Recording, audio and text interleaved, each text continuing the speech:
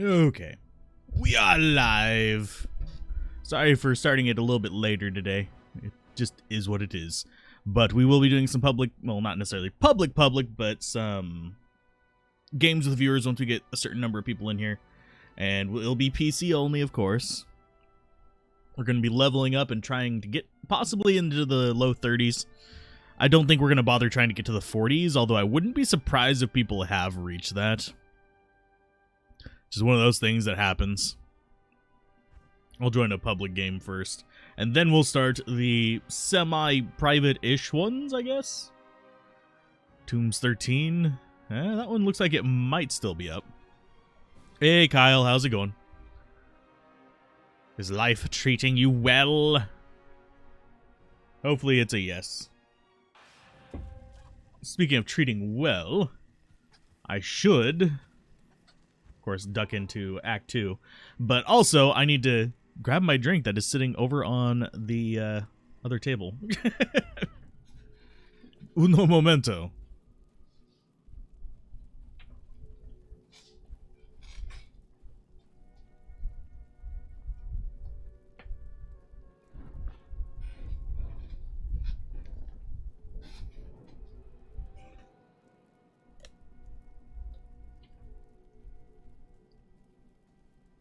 I have water.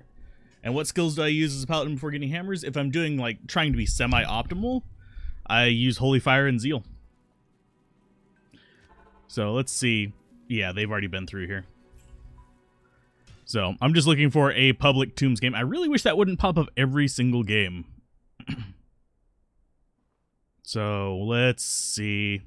Probably don't have a Tombs 14? Yeah, there is no Tombs 14. Yeah, this is doing the same thing that the old one did, where it would show games that are like half an hour old. So if you go to join them, it's like nothing.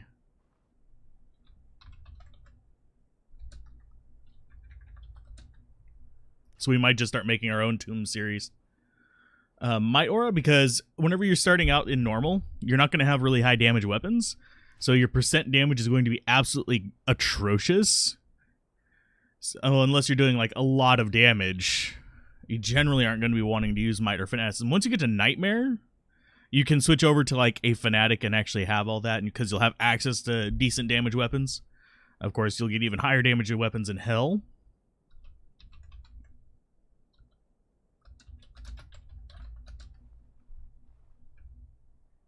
But in normal difficulty, you're not going to have that. Once you get to Nightmare, you can make a Spirit and stuff like that and immediately switch to Hammers. So, because you'll have access to 1, 4-socket swords, 2, the runes that you need for it from Andariel. Not Andariel, Countess. And you can just do all your stuff with that. So let's go ahead and Tomb of Doom 1. Sure. And yes, everyone is welcome to join these. These are going to be public games. We're going to be leveling up a bit. Just kind of chilling and spending a while. And I will make it so that it is visible. It's going to be under gameplay. Oh, it already was. I did it last night. Sweet. So, it is open to the public. People can join if they want. I will be going through the tombs trying to level up a little bit. But yeah, Might Aura is a percent based. We can actually show it off in just a second. Right here. 40% versus just a flat 78 to 97 is way higher than most weapons you're going to end up with at even going through normal the first time. Item spacing? I can show what it looks like. Basically, it's for controller players. Like, if you have, I do it because sometimes people will ask to see controller interface. It ends day after tomorrow. It actually ends Monday at 10 a.m. Pacific Standard Time. But yeah, item spacing is so that players on controllers can actually pick stuff up a little bit easier. And just, yeah, that's pretty much it. So if you're playing computer and there's people who are using controller, it can actually be helpful.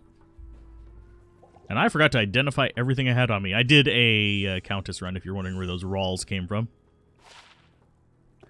And the rings are absolute garbage. And we do have room in there for picking up stuff, thankfully. So as people kind of like stream on in, yes, this is a public game. You guys are welcome to join for XP. It's just Tomb of Doom 1. I'm not in a huge rush to get up to super high level. We're just leveling up to try out some of the other skills. We might respec on this guy if we get up high enough level, but I don't think we're going to get quite that far. I think even the people who have been streaming like 12-hour days on this have only gotten up into like the late 30s, and that's ones that were even here during the early access beta.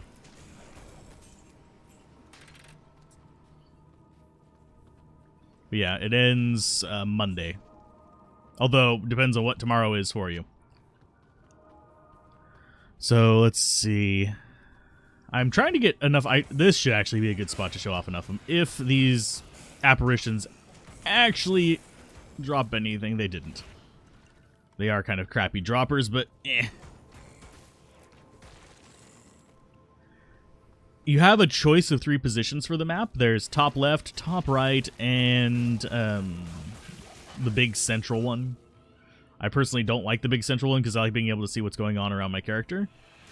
And even with it on like low opacity or on opacity down whenever it's near your character, it still blocks a lot of the inner, like, a lot of what's going on.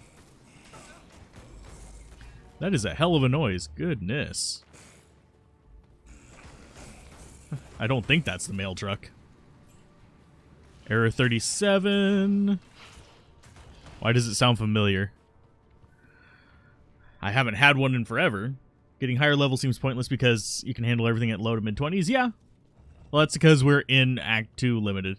But higher level is mostly going to be so we can actually farm different runes a lot quicker. And basically, so if there are PvP games we end up doing, we'll be fine.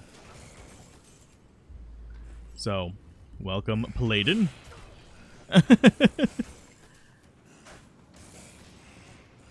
No, you... Oh, let's see. Can you also adjust that in vanilla? The item spacing or the map? The map, you actually only have 2 options in the original Diablo 2. You have centered or a mini. Oh, Diablo 3 errors. Well, I do know what Diablo 30... Error 37 is then. So you're like, this one, it doesn't it didn't spark a memory for Diablo 2, but Diablo 3, yes, Error 37 was a loading error that was very popular early on.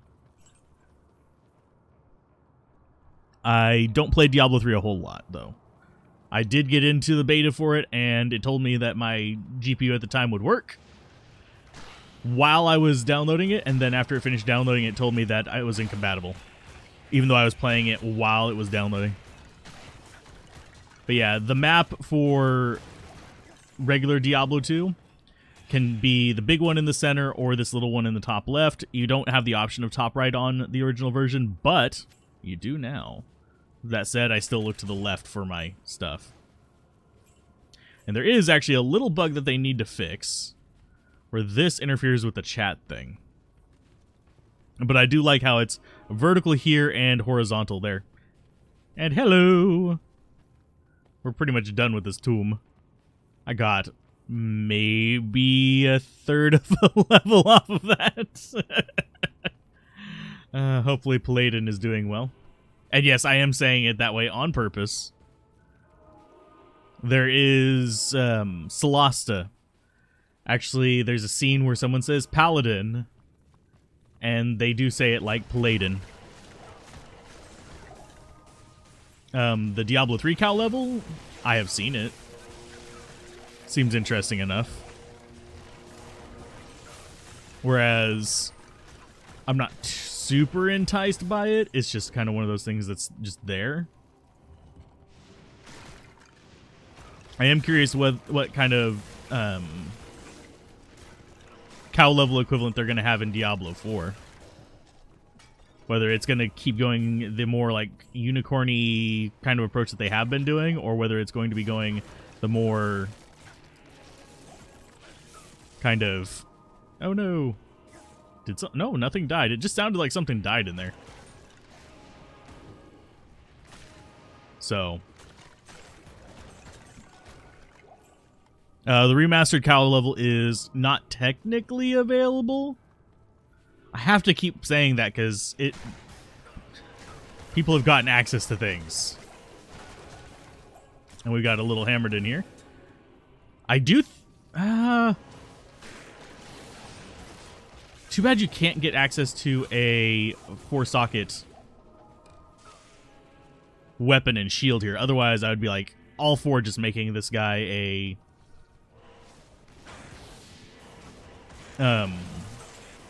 who's your whatchamacallit? A spirit. There we go. My brain, it farted.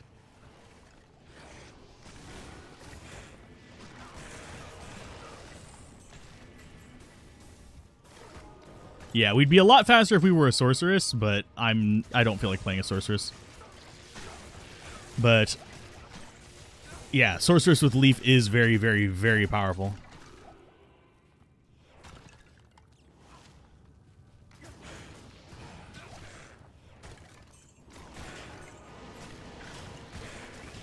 For the, yeah, it would take a good chunk of a day. You'd have to pretty much be exclusively running the...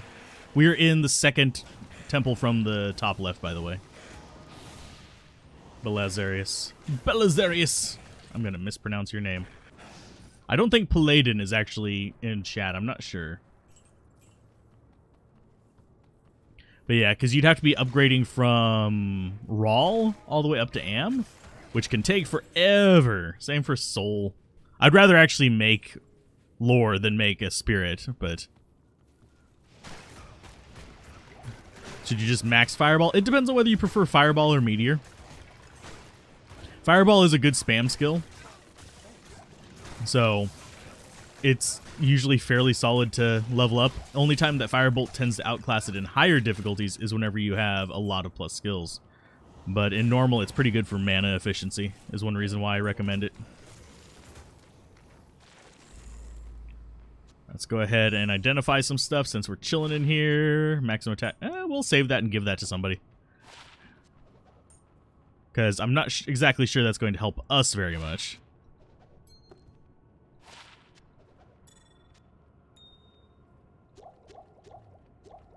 Impossible. Oh, and you can't drink it from in there. I was just checking if they kept that. Anyway. But max Fireball is fine. It's spammable. It depends on your mana situation. If you're still hurting on mana a little bit, Meteor can be a little bit more friendly to that because, well, you're not going to be sitting there spamming it. So what do you do when you beat normal and you're like 40 to 50? Do you just farm everything you can in Nightmare for gear? Generally speaking, I mean, you can run Bale until 50. Generally speaking, I'm usually going through and doing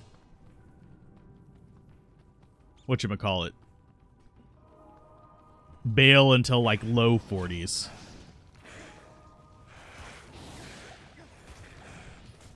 Is Jabazon viable? Yeah, Jabazon's always viable. Jabazon is your... Well, I wouldn't go particularly Jabazon. I'd go Charge Strike Zon, but still.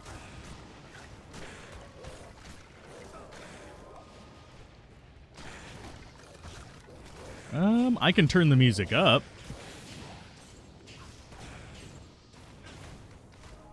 Audio. The thing with doing any kind of streaming is it's really hard to get perfect audio balance. But yeah, we will have that up in just a minute.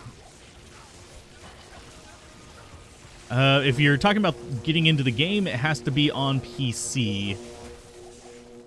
Because PC is what we're on. And there is no cross-play between platforms, unfortunately.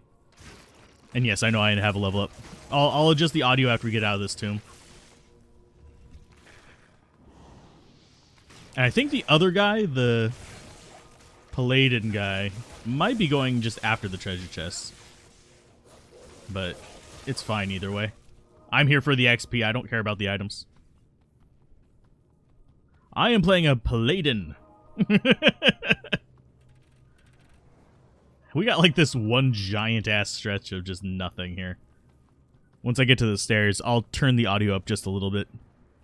But I'm doing a fire. Holy fire. Paladin. Yeah, he's already moved on to the next tomb. There's the entrance. It's really hard to see it on these. I'm sorry, it is. Oh, no, he hasn't. There he is. Hi. I don't mind him. So, let's see. I will adjust the audio real quick while they're doing their thing. I do fire damage while we're here. Oh, audio. Oh, wait, we don't want to up it in there because they'll deafen me. Do it over here. The trick is I've got to keep it from... because this game has spiky audio. A lot of games do. So this will end up doing a lot of yellows and orange and reds if I don't keep an eye on it.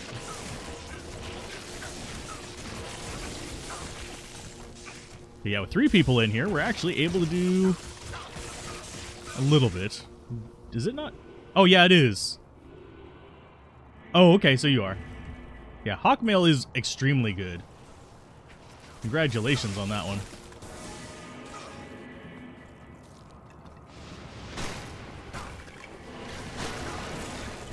But hopefully that audio is okay. I might need to adjust it some more. But it's not going to be a big deal. And for some reason, you know, I can tell you why. It's because I have the text tiny. It's very hard for me to notice that text. It's because I still had it on the settings from whenever we had the leave and join things everywhere.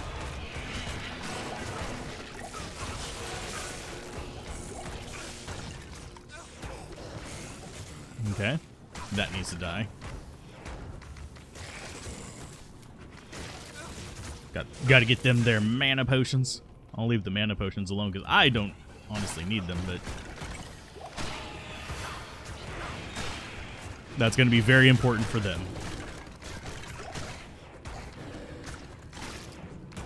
So let's see. I should actually level up my Holy Fire as well while I'm doing this, but there we go. Nothing too amazing. Oh, there was a flawed emerald. Yes, I am trying to level up the gems. I want to make more crafted items, even though generally speaking, their level requirements are going to be like obscene for us because of how the level requirements of crafted items work. It used to be possible to get things that had higher than level 99 requirement, which was ridiculous. So...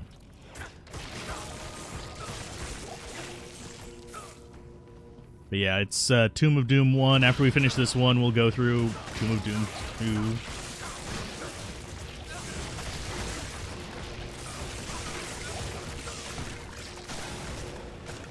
Oh, it's Ancient Caw. This guy sucks. I am overburdened. Impossible. Do I really not have room in there? I have room. Just being a snarky butt. I am overburdened.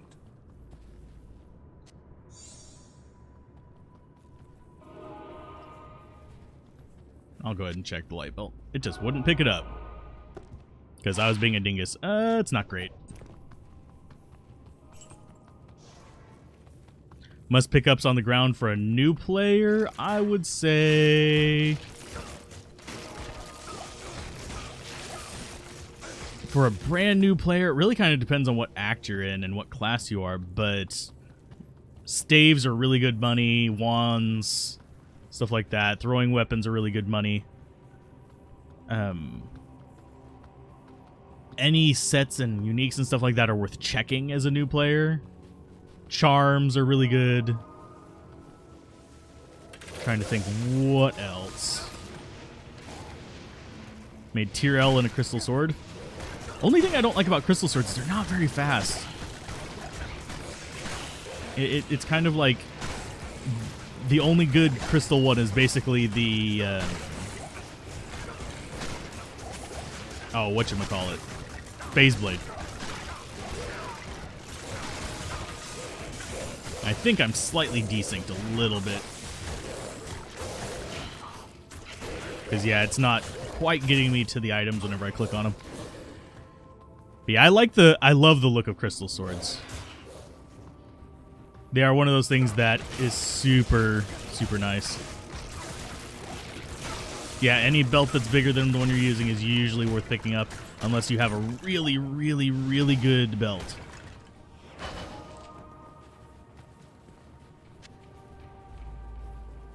So let's see. I need to actually swing by town real quick. There is one more path left to do in here, and it's going to be the bottom right path. You found a crystal sword and imbued it.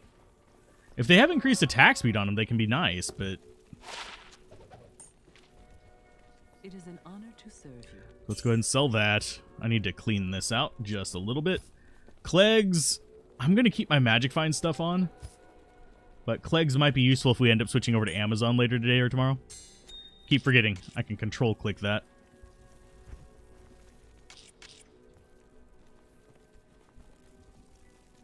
I don't care about jewels. I don't care about that. If somebody wants to buy it, they can.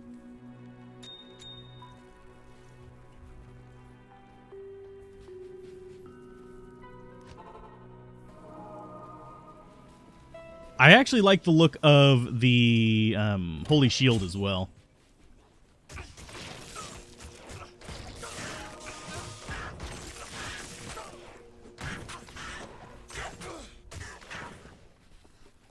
Ooh, oh yeah, okay. But yeah, my favorite sword probably early on for any kind of rune words. Like if you're doing a 2-socket rune word, like steel or something like that, I would probably say maybe the scimitar. Just something fast. I like having my weapons faster. 3-socket crystal sword, I would be looking at a Malice for. If LF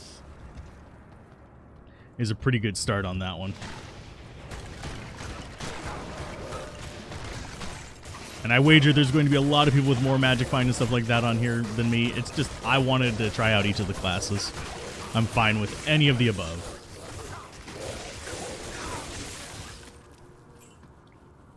And chest, da-da-da. One nice thing about the chest is it doesn't impact by Magic Find. Magic Find is one of those things that's just kind of like meh. Magic Find is one of those interesting things that a lot of people put a lot of weight on. But the reality is, very little of the late game gear you're going to use, except for like some rings and stuff, really is dependent on Magic Find. And yes, I picked up the small charm. I'll identify it in a minute.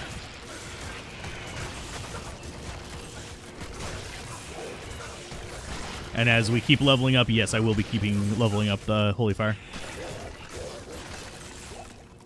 Attack speed being important early game really depends on what you're going to be building. Like for a Zealot, I actually would put attack speed over just raw damage, because you can get different modifiers on it. Well, not really removal of it so much as expansion of it to everybody. I'm glad it's coming to single player. I'm not sure how I feel about it being non-ladder on Battle.net. My ideal situation would be all of it would be available in single player and ladder on Battle.net, and then off ladder on Battle.net you'd be able to just do what you can do with the non-ladder stuff. Except for maybe rune words. Rune words I don't think should be ladder specific. Uniques, sure. The Pandemonium events and stuff like that, sure. Rune words, not so much, because rune words are a consistency filling thing. But I'm not butthurt over it or anything. It's just that would be my personal approach to it, because it did give an incentive for people to play ladder and be competitive, but at the same time, are the people who are on ladder just to get those items really your competition on ladder? It just provides bodies in some games, and then whenever they're magic finding, they're not in the game with you. That was a small tomb. Let's go ahead, get more holy fire. More life, because why not? If we were doing PvP, I'd consider more decks, but yeah. I am going to be playing both PvP and... not PvP. I'm going to be both playing online and offline. I keep forgetting to identify this crap. Dex. Dex. Garbage. Energy. We are actually almost out of ID scrolls. I mean, we could do this. It looks like they are a summoner. Are you a summoner, Bell? Lightning resist. Not worth even keeping. Trust the process. I'm always a big fan of players giving feedback, even if I don't agree with it, because feedback on the game itself does give them an idea of what people are thinking. It just needs to be balanced with non-squeaky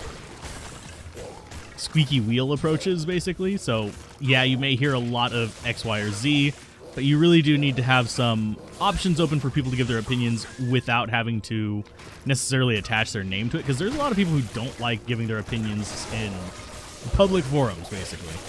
They're not big on the outcry.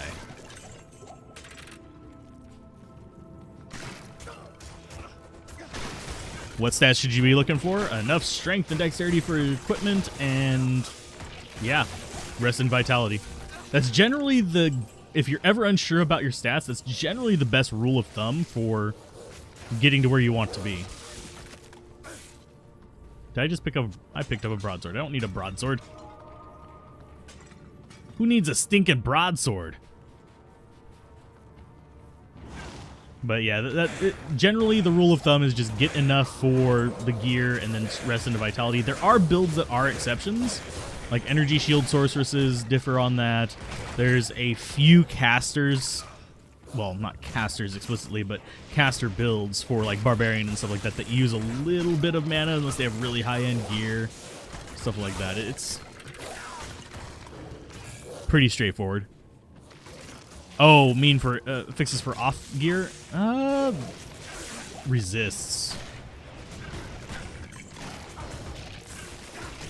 Resists are going to be super important throughout the entire game. They help you survive a lot. Thankfully, Paladin does have a lot of resources to get resists up, so you don't have to stress about it too much.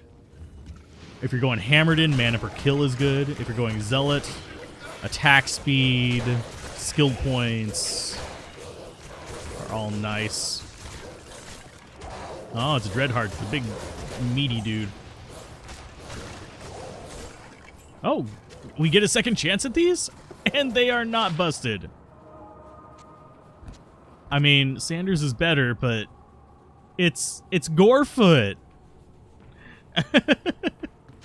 You want a Gorefoot?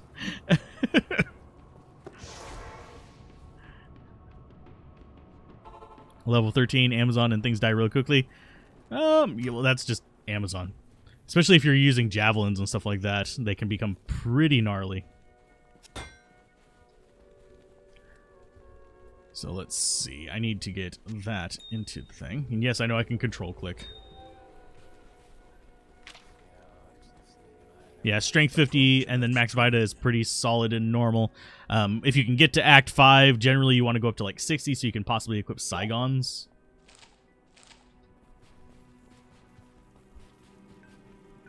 As far as level 13 Amazon, things die... oh, they die really slow. Huh. If you're using Plague Javazon, they should die relatively quick. But if you're doing a Boazon, you're going to struggle until you get up to... well, actually, no, you should have just gotten Exploding Arrow if you're doing Bow. This is a public game, so anyone can join. But mostly, I made it so viewers can join. I might change the game name between this to make it more appealing to randos so we can get up to 8 players and maximize our profits of XP. I mean, level 22 is not bad. We still have a higher level Paladin. I think our other Paladin is 24.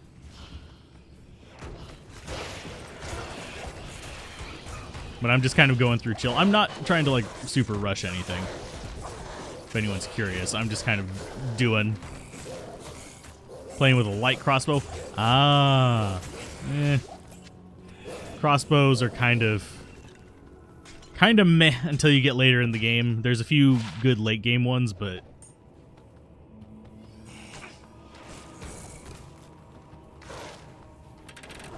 the name is Tomb of Doom.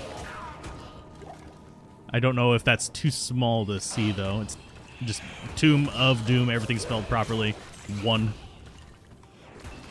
It's a PC, so if you're on console, you aren't going to be able to join. Sorry.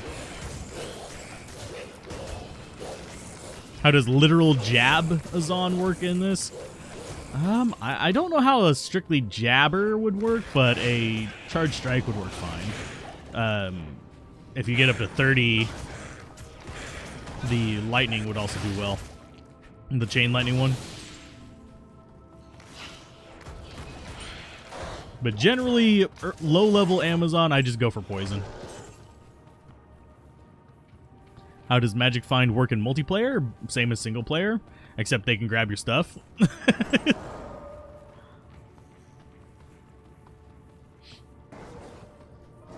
If your character kills it, it's based on your Magic Find. If the other player kills it, it's based on their Magic Find. If your mercenary kills it, it's your mercenary's Magic Find plus your Magic Find.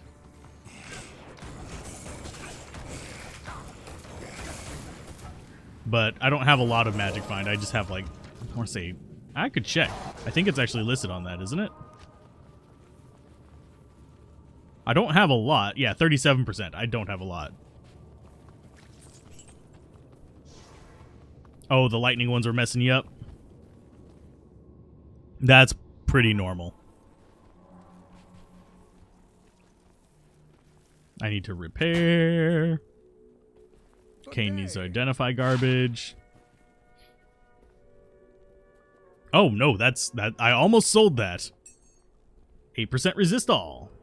Not the best thing ever, not the worst thing ever. But yeah, those lightning things, if you don't have lightning resist, will wreck your face. Currently, we have 57% lightning resist, so we're fine. There is nothing wrong with a lazy summoner. I love playing lazy summoner.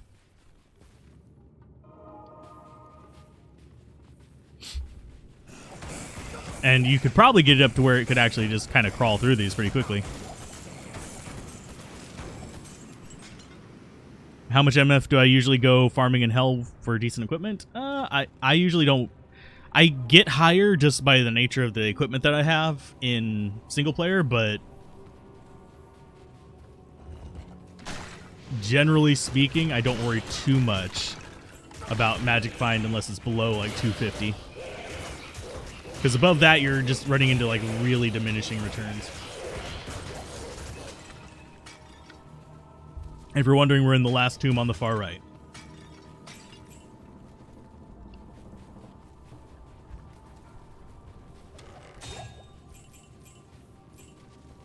Chipped ruby.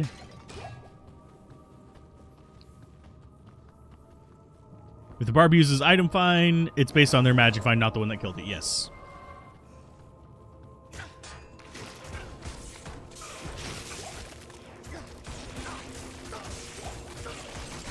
Yeah, Necro is my main, so it is kind of like meh.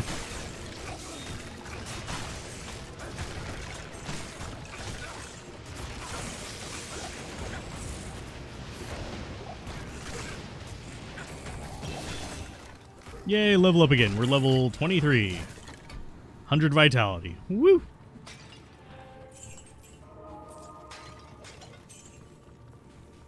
I do wish there was an easy way to just smash all those things, but you die long before you load in. There's been a lot of issues with consoles lately. It is worth noting that loading invincibility is in the finished version. It's just not in the beta because the beta is branch development. And for them to implement that would probably require a pretty significant code change. You're starting with a Magic Find Blizzard Sorceress. That's a pretty good option. We'll meet them on the side. Ah, the urns, they will not break.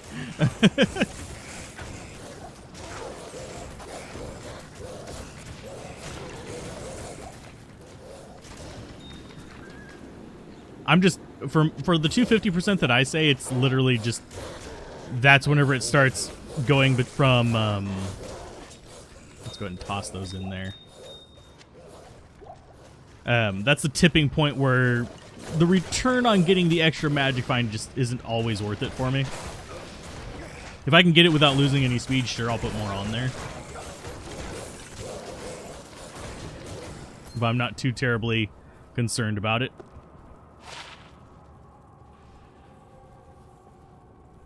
Do you need resists?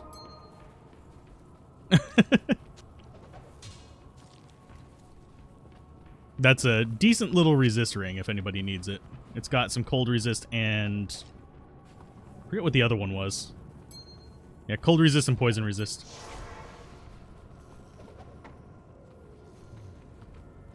Okay.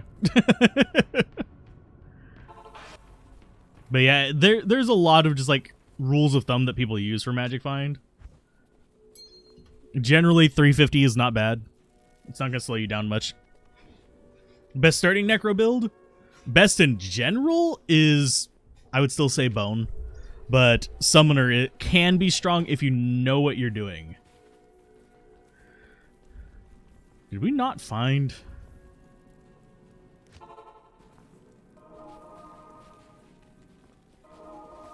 I guess I just... Oh, Duriel must have been down in the one that we didn't follow in.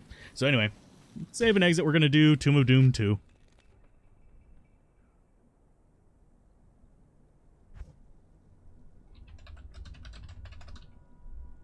Level difference can be whatever. Item spacing on in case we get some controller users in here. You log into PS4 and get disconnected after a minute. Yeah, too bad it's Eth. I mean, you could still use it for a while. It's not like ethereal items. If you don't put anything too valuable in it, ethereal items and just breaking them can be fine.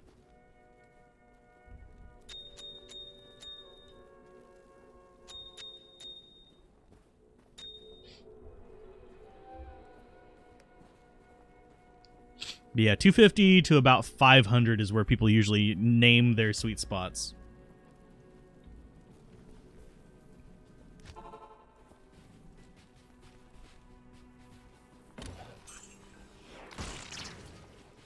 Your Tal Rosh's combo source could go for 42 without losing too much kill speed, then go for it. I should... I'll probably end up remaking the Magic Find spreadsheet on a public account so I can just share it with people. Because there's actual, like, pseudo breakpoints, if you will.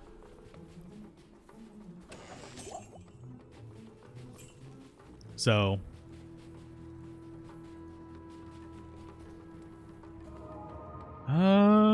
I can look.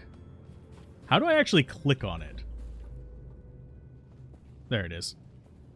Not... Well, I mean, it would be good if you put a Ancient's Pledge in it, but it wouldn't really be amazing for the, There we go. It actually let me click on it for... Oh, the Superior Spike Shield.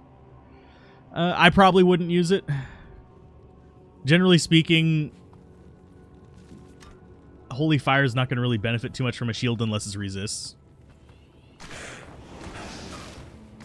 And Act 3 and 5 are not open to the public yet. They have already done assets and stuff for them, so because you can see it like in their gameplay. With a skull in it for return damage, it would be okay. I just prefer not getting hit too often. One disadvantage of going with the like damage return route is you actually have to get hit. So the higher level we get, and the more of a level disparity is, the less likely they're going to actually be able to hit us with a melee attack. So...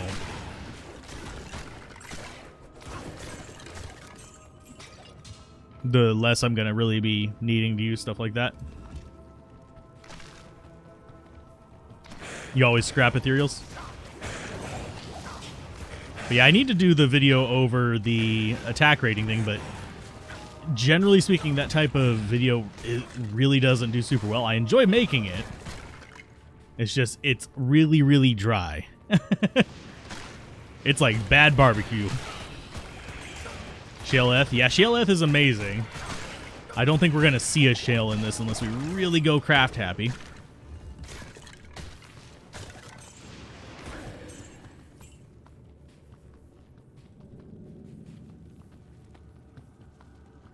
Let's see.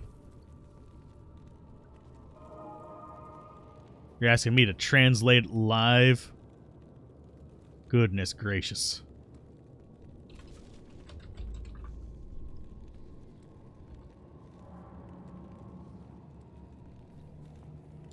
Guess I have the solution.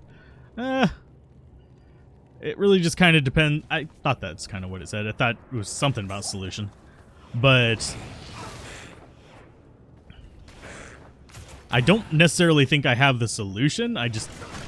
That's my personal preference. There are people who have varying preferences. Some people really like certain builds that I hate and vice versa.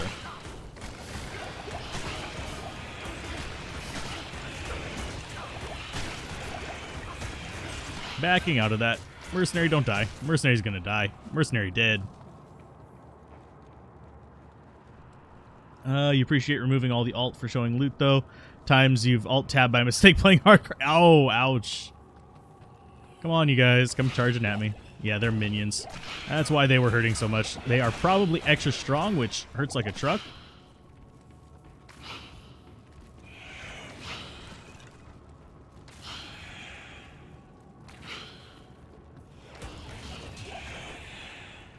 Didn't get a chance to see what that guy was. He flashed by on my screen a little too soon and I was looking the other way. You didn't find a unique in the closed beta, now you did. Hey, you got Pelt in the Lunata. That's actually a really hard one to find if you're ever doing like a Holy Grail. Pelt of Lunata gave me a ton of trouble. And, oh crap, the leather armor. The set leather armor, Vidala's. Onion armor. Always gives me trouble too.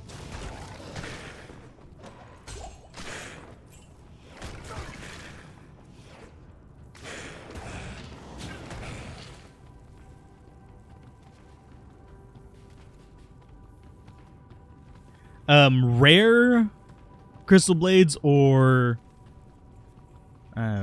dimensional blades, if they're ethereal, sometimes I'll upgrade them, but it's more like a status item because your chances of getting one that's actually amazing enough to be better than, say, Grief, super slim. Even the one I have upgraded is nowhere near a Grief.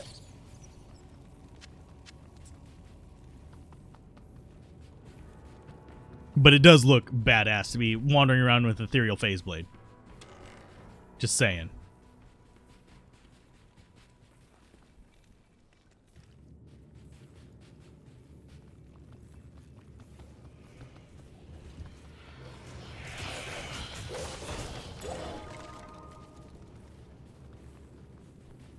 But yeah, there's some pretty amazing things that you can actually get a hold of if you are patient enough.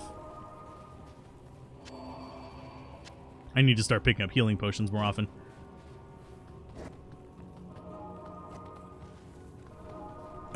Doesn't look like in the beta, though I do know that they are supposed to be supporting Classic versus LOD as well. That is something that is...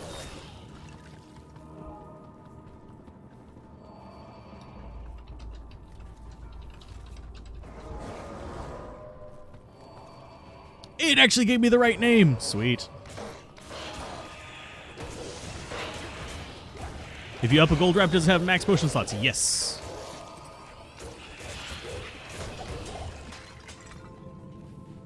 Max potion slots are... It's basically based on the belt type. So it becomes a battle belt.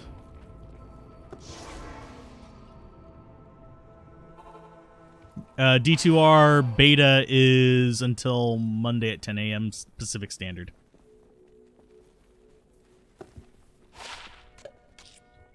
So, I didn't want to trade. I'm sorry. I didn't mean to click on you. I was aiming for the furra.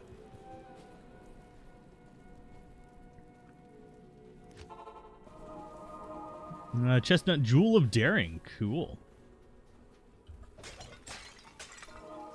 Would be good if you needed decks for something. Also, good for crafting.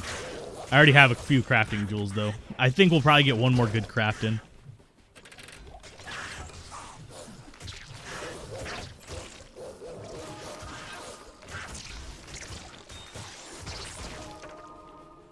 Let's see. Oh yeah, we should probably keep going in order. I just tend to wander off whenever I'm reading chat.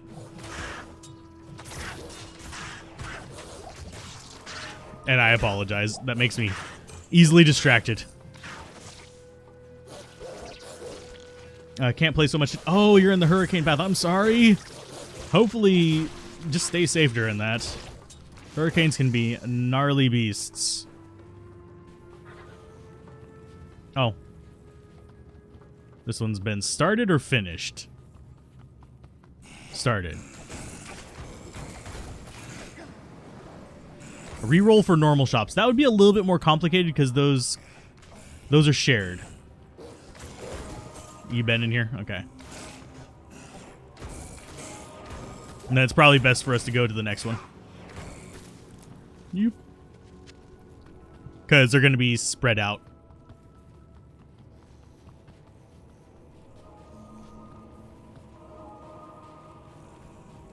Oh, you got enemies up here? I can come with that.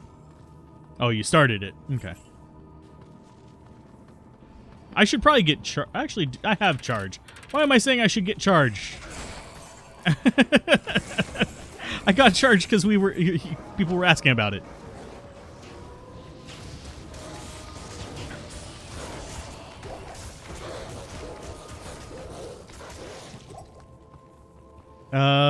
Closed beta was the 13th. Open beta is this weekend, and then releases the 23rd of September. Yeah, you can join the game. Tomb of Doom 2. No password. I keep forgetting. I have charge. And I charge right into the rock. Straight hallways. It's been forever. Oh, wow. The more people, the more drops. I wouldn't necessarily say better drops, just more.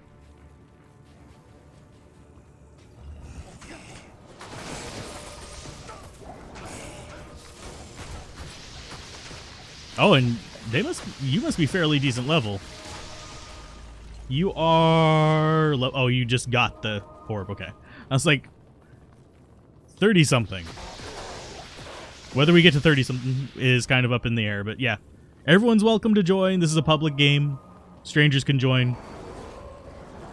Yeah, I don't use charge too often anymore, so I'm going to have to get back in the swing of things here.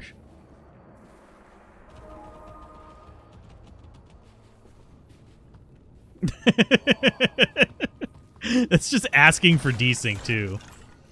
Ooh, boss mob.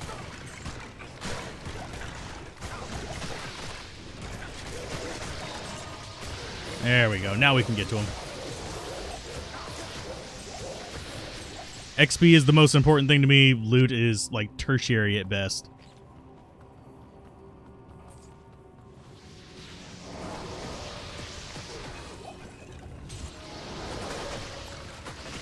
Yeah, there we go. Yes, that red aura is Heart of the Wolverine, increases your accuracy, and there we go. It increases your accuracy and your damage.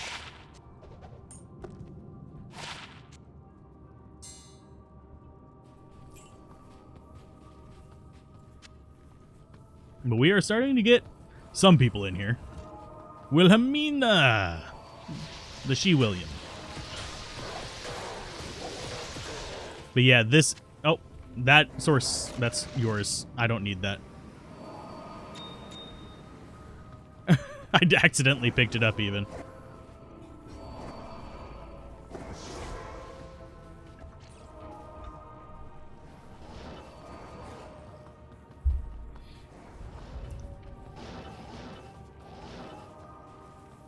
We don't stay in one place for very long, so if you come in, you're gonna have to... You might have some running to do from my TP. I'm slightly disappointed it wasn't PP.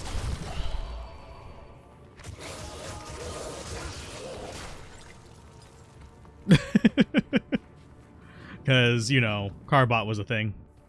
Leaf is an amazing rune word too, yeah. I'm a big fan of Leaf, especially on the Assassin, oddly enough. Out of all the classes, the Assassin, if you're using a short staff, it's really solid. Are you on console or PC, Adam? The game is up there in the top right. It's Tomb of Adum. I suppose I could bring Nightbot in and have it announce it every little bit there and there. Ooh, Heraldic Shield. I can't. Okay.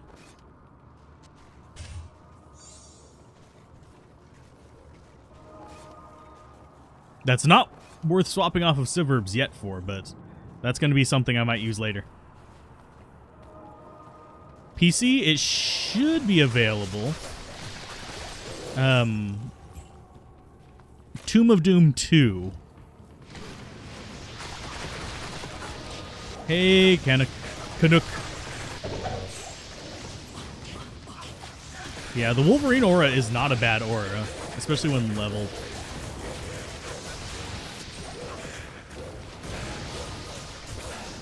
But yeah, we're doing public, basically grinding games most of today. I need to bring that other thing back up so I can check if it's giving me alerts. For some reason, my internet was still doing issues for most of last night. So I didn't end up doing an art stream. Sure, I'll allow that. For some reason, YouTube hates it whenever people post that kind of thing, but it's fine.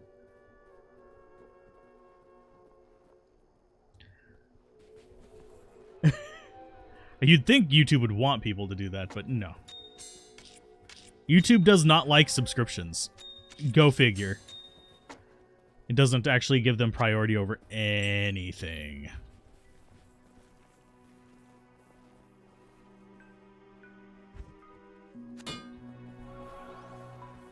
Good evening.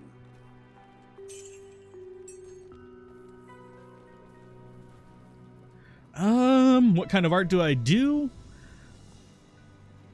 Sometimes D&D stuff, sometimes portraits. Currently working on a 100 portrait challenge. But right now I just mostly do digital because setting up a camera is a nightmare. 30 to 31 is so terrible. Well, for this, it's kind of like the 98 to 99 rush. You're just getting so little XP per kill that it just becomes arduous. But yeah, there's on the main page of my channel, there is a link to a channel called The Daily Draw, and that is an example of my art. I do not do art professionally because, well, nobody wants to buy it. After I finish the 100 portrait thing, I'll probably end up putting it in a digital book for people to download. Maybe sell that, but for the most part, it's going to still be freely available on the channel. I have a very, like, moral quandary where it's kind of like, my brain will not allow me to create stuff on YouTube and not have it available for everyone. But yeah, I draw over on Twitch. I game over here on the YouTubes. Let's see if this is any good. Probably not. Fire resist 20% is not bad.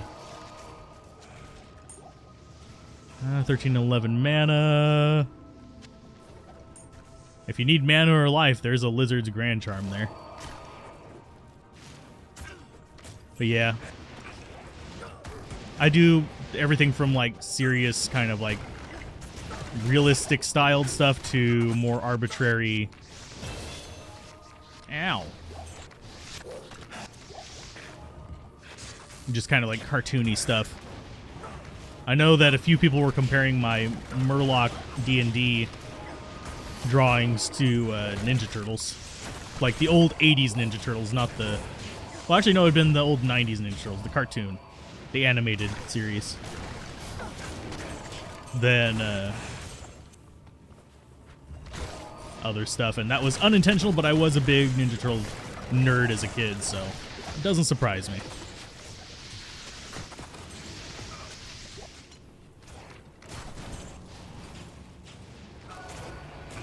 But yeah, I like creating art.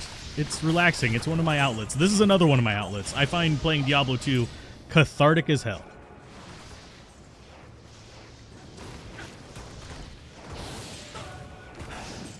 But yeah, the goal for the 100 portrait challenge is just to get 100 portraits done.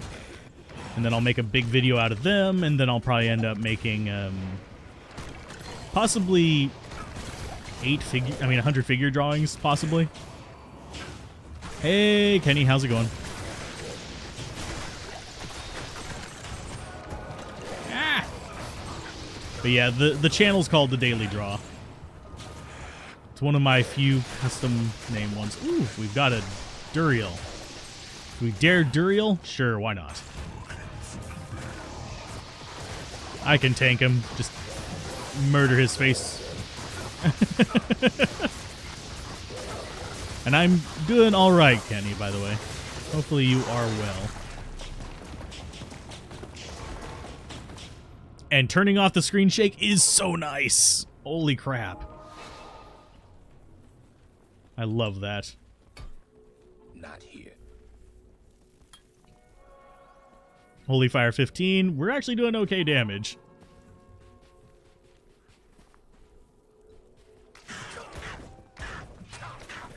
And this is a public game if you want to join and your PC can run it. I really wish I could just have the option of enabling crossplay. Like, have it be an option for the game. Rather than have it just be locked off or not locked off for everybody. Because I would really love to... Oh, thank you. Thank you, Andre.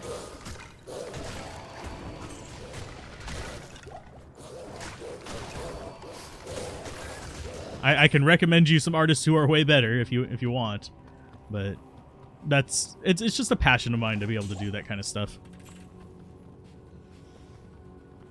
But yeah, if you're on console, you can't enter the game. As far as PC users unable to enter the game, I'm not entirely sure if there's issues with that or not right now. We might actually be full. Yeah, we are currently full. That's why. Because you're already in-game, but not... No! That's an old bug. That's actually a bug that used to happen on, like, Diablo 2 back in the day. Yeah, I'll put up a TP in just a second. There we go. TP up.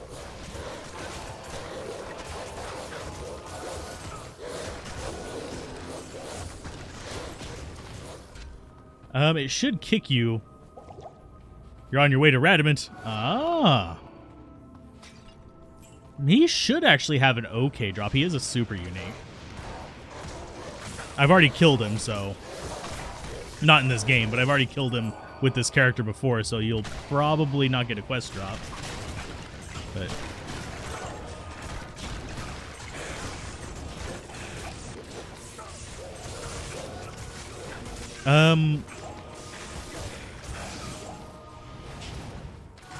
on Instagram. Actually, if you'll put that as a comment on a video, I'll go ahead and show it here. But if you'll put it as a comment on a video or something, it'll be a lot easier for me to find and check it out after the stream. I do not have a piece of paper currently next to me to write it down. But yeah, I do like checking out other people's art.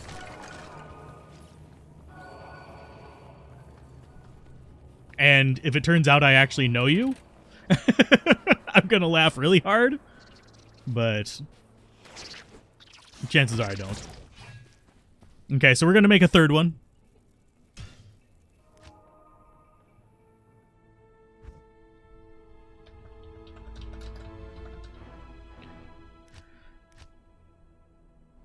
There we go. But I am always up for checking out people's art on Instagram. I've been thinking about really kind of like picking up on Instagram. Right now, I've just kind of been testing the waters there rather than doing any real big stuff, though.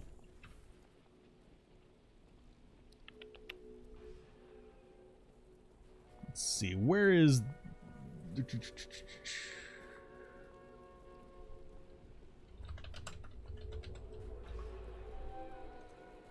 You're working on Splinterlands now? Hey, I haven't gotten to try that yet. Oh, did someone just... Oh, they haven't auto-joined the group.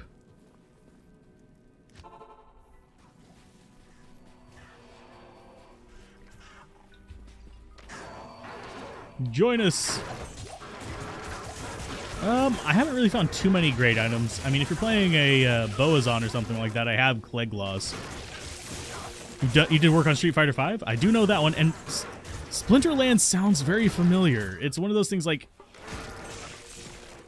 before focusing on Diablo 2, I used to do reviews and stuff like that, so I have had my hands on like 2,000 games, so my brain just kind of like, oh, I think that yeah, there it is. My brain just starts to blur all the names together. What Splinterlands is... Ah, yeah. Actually, I have some friends who have been playing, looking at that. I don't know if they've been playing it. I know I saw it pop up in the recommended games to at least 2 other streamers.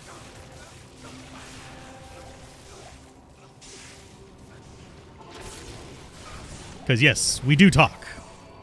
I think I think nobody expects any other industry to do it, but every industry, streamers, sorry, artists, everything else like that.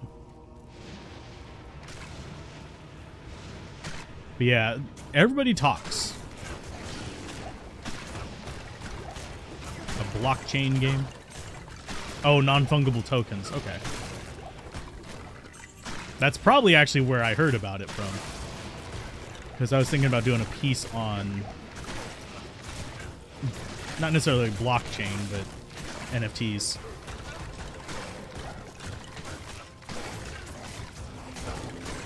I mean, you got to make money somehow.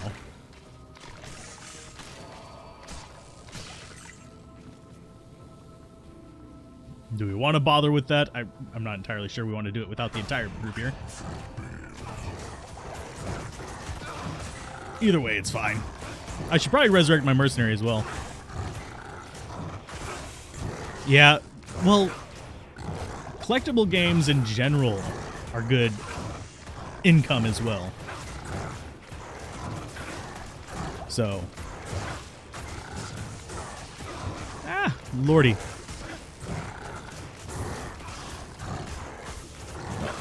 Thank you for the donation, and I'm dying. There we go. I need to back off of that before I completely die. I really wish you could like walk back up the stairs here. Hopefully the content has been useful. I enjoy creating it. Good day.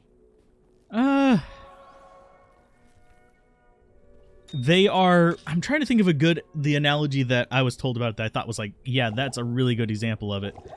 But basically, it's kind of like old art patrons, where they'd basically own the rights to the thing and use it as a trade, like what they do with old paintings and stuff.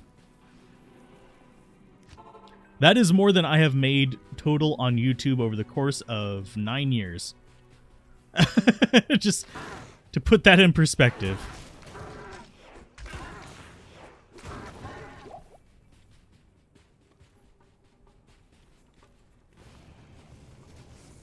I think it's showing tombs that people have gone into that I haven't. Or I could have just walked up there earlier and not realized it. Ooh, spectral hit. That's not good. There you go.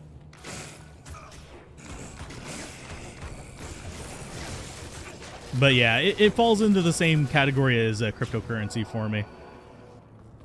I see the appeal. I understand the appeal. I don't understand the product enough to really feel comfortable investing what little money I have in it. So...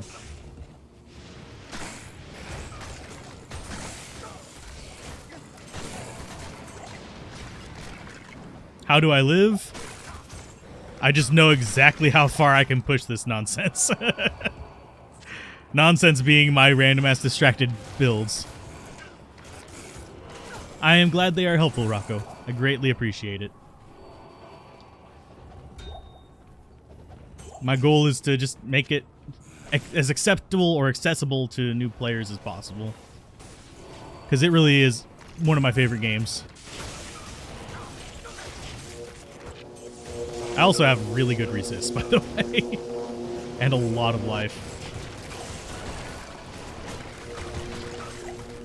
Yeah. You have to get in early on stuff like that, regardless of whether it's cryptocurrency, whatever. Stocks, you have to get in early. Otherwise, you're just kind of like minimal returns kind of situation.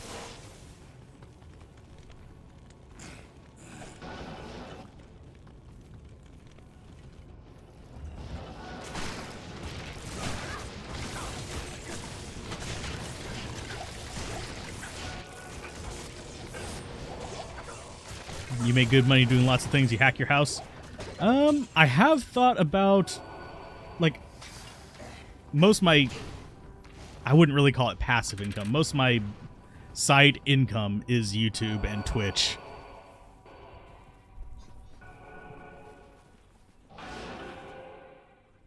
Oh, I've had way less. I actually haven't had a single crash this weekend, knock on wood.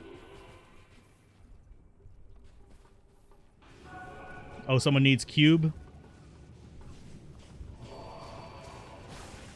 I don't know if I have that waypoint on this character. I don't think we got it. Best class for the beta? Probably Sorceress, but best class period in the game? Paladin. And I'm a Necro player. I should be anti-Paladin, but Paladins are just really, really diverse as far as what they can do. You hit a bug, I mean, you probably hit a bug enemy, and now you're not able to move. Interesting. Report it for sure. What probably happened is it counted you as clicking on both, and it thinks you're still in the dungeon fighting that thing. You probably should fix just by on a save and exit. Just save and re-enter. Ah! I saw teleporting. It was me going the wrong way.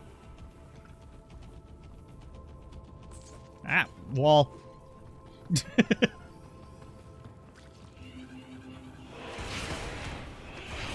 Speaking of that, I need to actually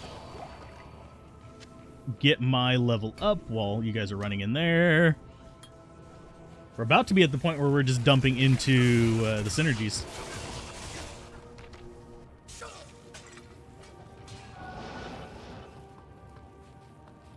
I probably won't be building a Hammerdin, oddly enough.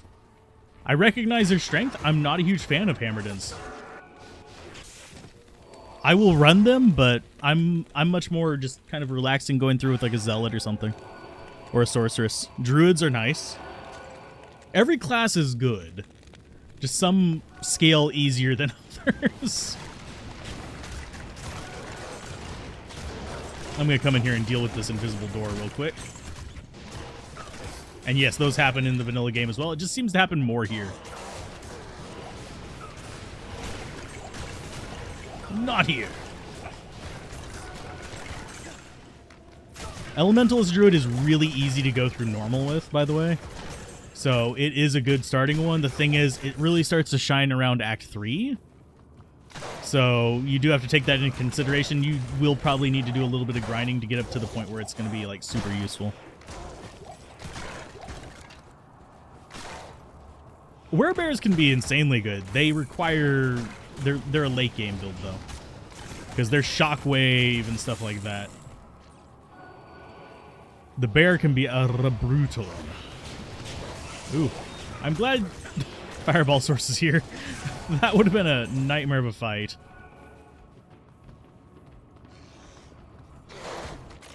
With the super unique ghost. Yes. Okay. The respecs, you get 1 for doing the Den of Evil on each difficulty, so there's 3. The way you get more respecs is by going ahead and... You're all just Paladins. Paladins! The Paladin is kind of like... He has a couple caster builds, he has a couple melee builds. The only thing he doesn't have is summoning. See, you can see those hammers right there? That's actually the caster build of the Paladin. And it is very strong. But if you're wanting a caster, probably Sorceress. 1 second, I gotta sneeze. I got to my mute button in time that time. Sorry. This or Battlefield 6. That is 2 very different games. Yeah, Fire in Hell difficulty is kind of mediocre. That said, a Fireball Orb Sorceress can do fairly well. Just due to how the resists are laid out.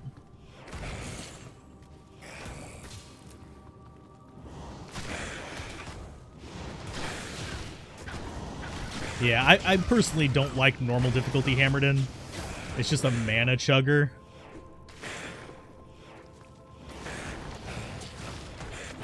And that guy was doing the evasion by walking away thing. Ooh, Holy Shield.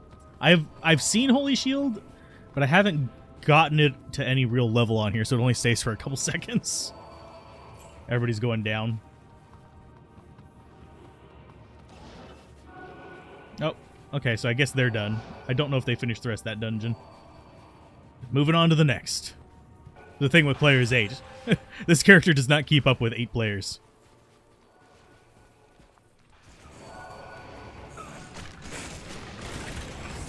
We are level 25. Probably get up to level 30 today, if I had to guess. But yeah, Hammerdins are solid. Zealots can actually be really, really strong as well, especially Tesladin versions.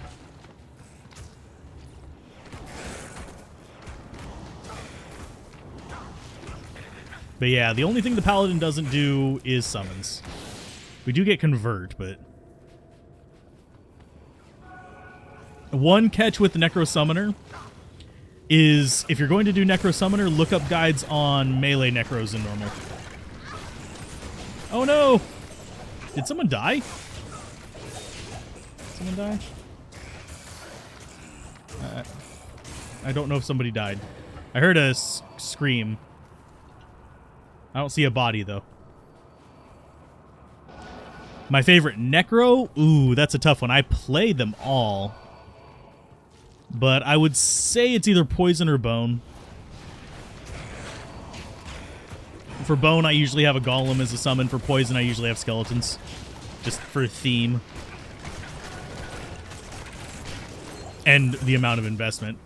Because for the Bone one, you're investing almost all your points into making those Bone skills good. But to beat the bosses in normal difficulty at the very least, with a Summoner, you need to know how to do a tank Necro or a melee Necro, basically. Honestly, it's beneficial to be able to do that in Nightmare in Hell, too, because they use kind of similar skill sets.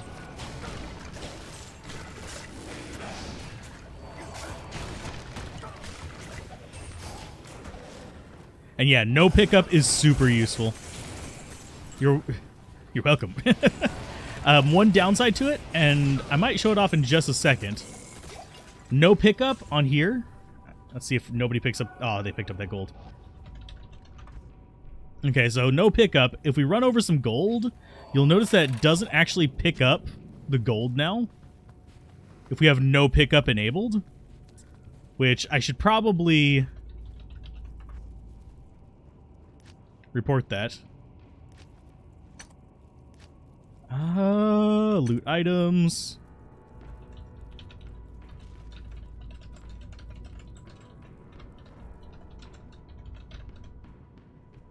There we go.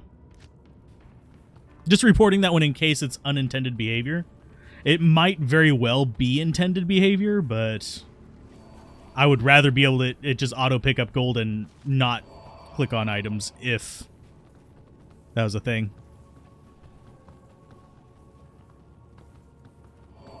But see, with it turned off, it'll just grab it whenever you pass by it. Malice or Tal. Personally, I prefer Malice. But that's because you can get poison from anywhere. You cannot get bleed from anywhere. So if you get, like, say, poison damage charms, you'll have essentially the same effect. That's why I always make Malice first. But Tal, by the time you get the runes for Malice, unless you're kind of unlucky, you should have... I need to get rid of that. There we go. Oh, no pickup. It's a command. It's / no pickup. It keeps you from randomly picking up items until you toggle it back off.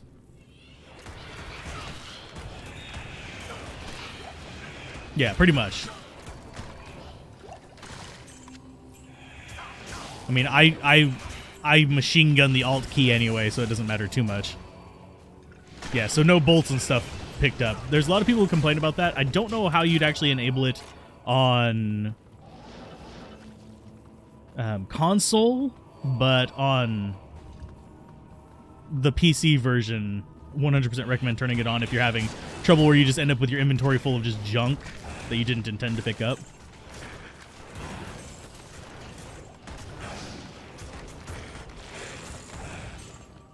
You wanted to play Source first, but you think Bone Necro now.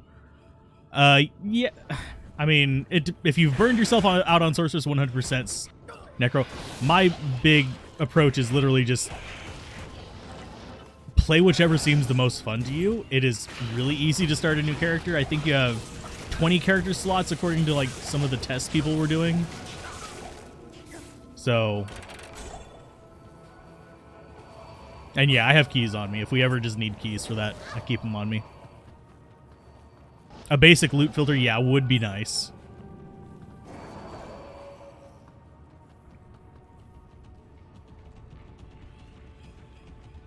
Oh, that's locked.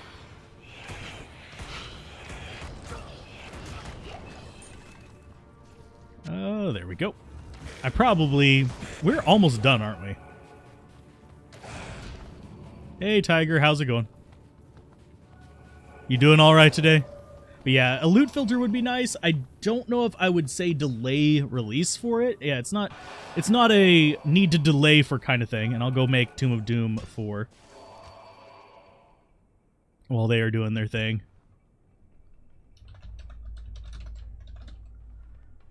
Really wish that would be sticky.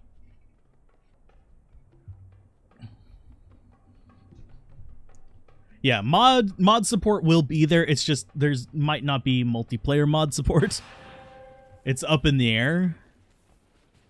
If Blizzard wasn't an insular thing, like if they didn't require it to be on their platform for most things, the only thing not on their platform are some of their retro games, like Warcraft and Warcraft 1 and 2, and then you have Diablo 1 because they didn't want to bother with spending the money on it. What computer do I have? An i7 7700 and a 1080. 16 gigs of RAM, that kind of stuff. Just the usual stuff. And I think I have auto party on. Yeah, I do.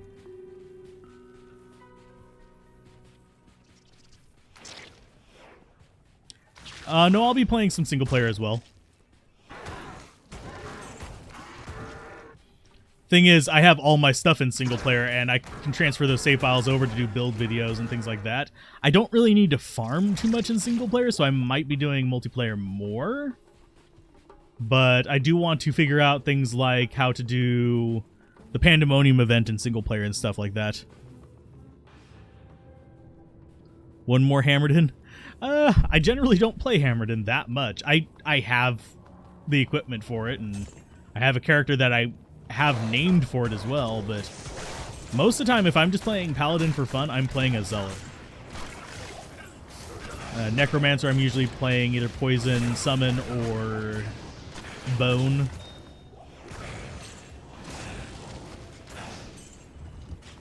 I'll let them wrap around there, and I'll take care of like the 2 guys sitting in here. There's nothing in there. Just a couple dudes who are up to no good. Making some trouble in the neighborhood. No, I'm not going to West Philadelphia, because, yeah. Actually, no, I'm not going to Bel Air. There we go. He was West Philadelphia born and raised.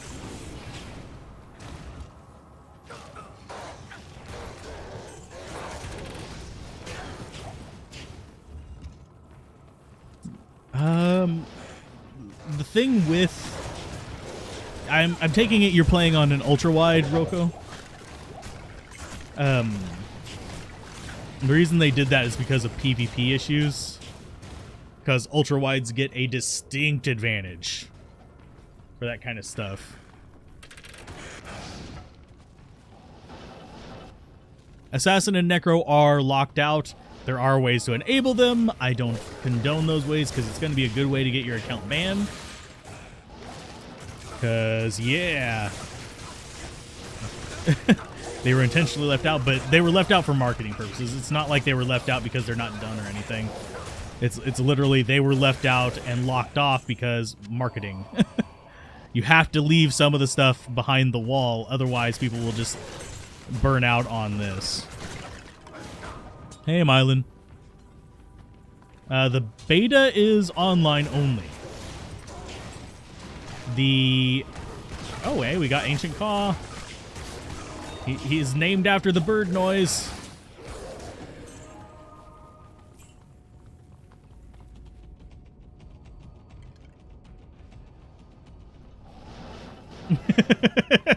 I kept up with you this time, Telly.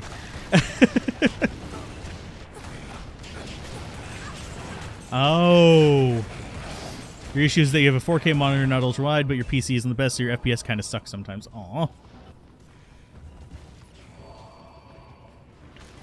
Yeah, I don't think my computer could handle 4K either. I just run it at 1080p, but I run I use cheap monitors, so they're 1080p, 60 FPS as well. And by cheap, I mean they are like barrel scraping Acer monitors, because they're kind of like, they were good bang for the buck whenever I got it years ago.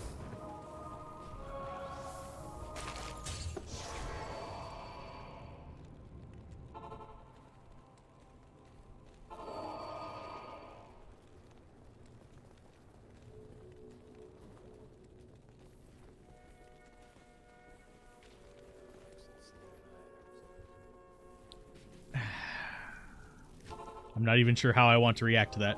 But basically, the reason you do this for marketing is going to be a little bit of a business thing there. It's not the size of the company. It's you want to give people just a taste, so they'll want to dive into the bigger resource. Oh yeah, because they don't allow you to select the actual resolution. I see what you're saying. You may have to do something like borderless gaming on it. Use an old TV with a VGA port for a monitor. I actually have never had a TV with a VGA port. I have had my fair share. The oldest TV I have used, I had to use a screwdriver to connect things. So if that tells you what we're dealing with here.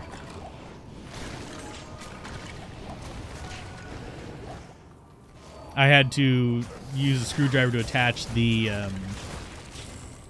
RCA box. It's the first game that doesn't have real full screen. It is kind of odd that it wouldn't just take the 1080p and stretch.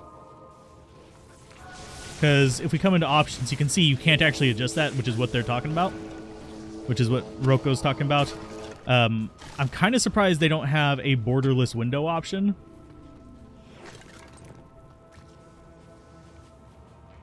There are some options like that that are missing. I would definitely... I don't think I'd do it as a... Well, maybe as a bug report. But it's definitely an annoyance that needs to be addressed.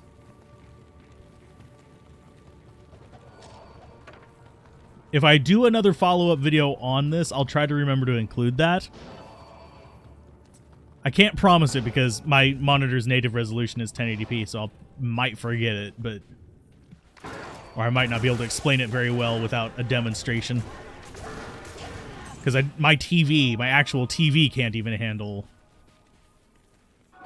4K. I think it can handle 1440, though. Oh, that would be why. That might be due to the engine underneath as well. What level are we? We are 26. Holy butts. Buttholes. Oh, we have 2 skill points? Sure, they're going into Holy Fire. How are we looking damage-wise? 159 to 304. For PS4, it's still offline for beta? Or is it just because there's no lobby? It wouldn't surprise me if it's offline on consoles. There's been all kinds of weird stuff with it, but... They need to give consoles lobbies.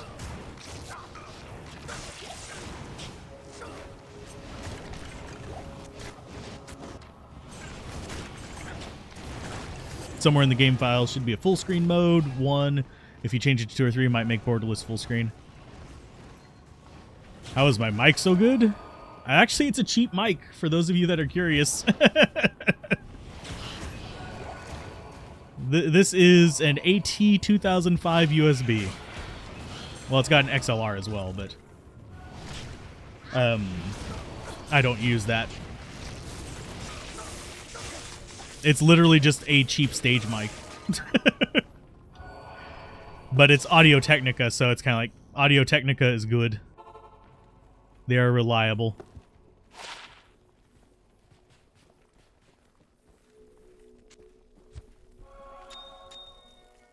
Let's see. Nothing in there. I should probably repair. But... You're saying it's offline? Okay.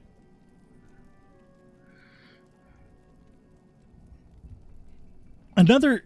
Oh, speaking of temperatures on video cards, a lot of newer video cards are having issues where it's not limited, so they're trying to just shove and shove and shove as hard as they can to get more and more performance out whenever it's not going to matter. So you may want to turn on like frame limiting and stuff like that.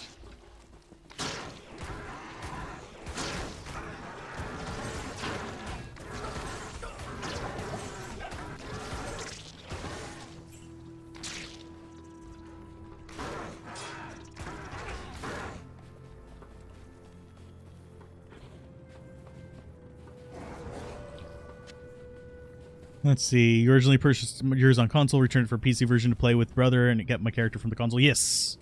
Cross saves are a thing. It's cross progression. You can play and progress on PC or console, which is nice, but you can't play with console people.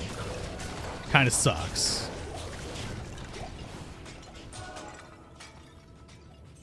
Yeah. It's kind of a similar issue to what New World was having.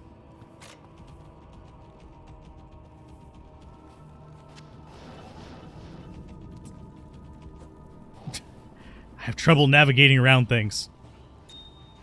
I'm about as coordinated as a drunk goat.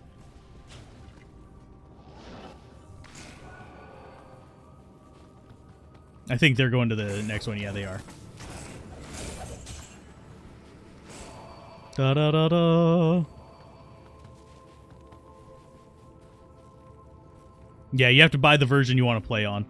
Or if you want to play on multiple platforms, you have to buy multiple versions. There are ways to stream it to other pieces of hardware, though. I think someone was saying they got it working on a Vita, of all things. So...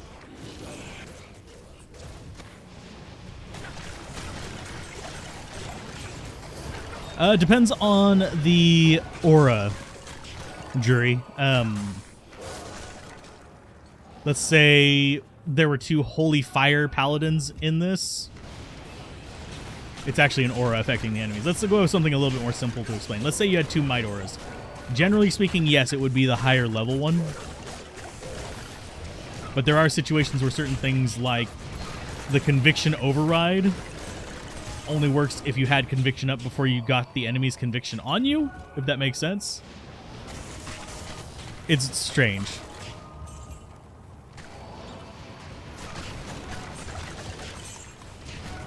But have all your guys like, what the heck, guys?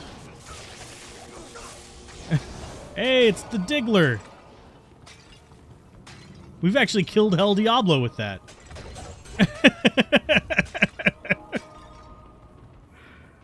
Is Oath and Lawbringer enough for a level 75 Barbarian? You're slowly progressing through Act 2 Hell?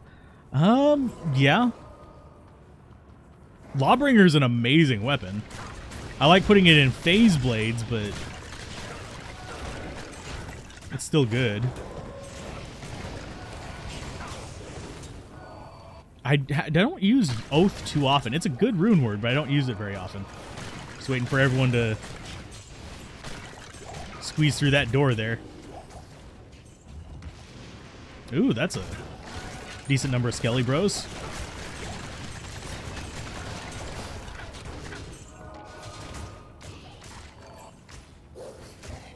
But yeah, generally speaking, if it's a friendly aura, it's whatever's higher. So if you have a friend who's running concentration and you're a paladin, you're both Hammerdins or something like that, whichever one of you has the higher level concentration should be running that, and whoever has the lower concentration should be running vigor. So is generally the best idea for that.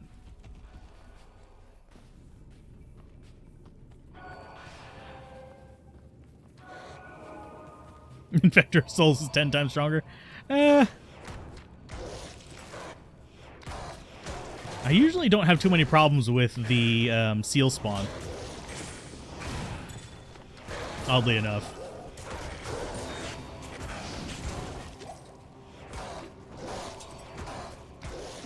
Let's see. I'm going to go ahead and identify this while we're moving through here, because we have a pretty decent crew of people basically putting me to shame right now because I'm just chatting more than actually killing, and I apologize. You guys are doing all the heavy lifting. Oh, sorry for not seeing the TP, please.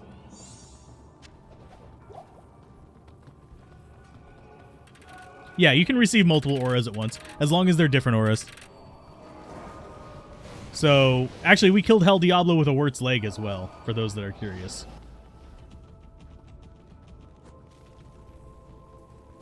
It was an imbued Wurt's Leg, but it was a Wurt's Leg.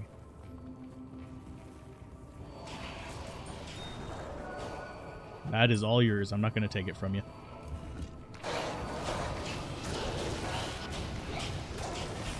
But yeah, you can have, say, Might, Concentration, Fanaticism. You could literally have a stack of a dozen auras on you at once.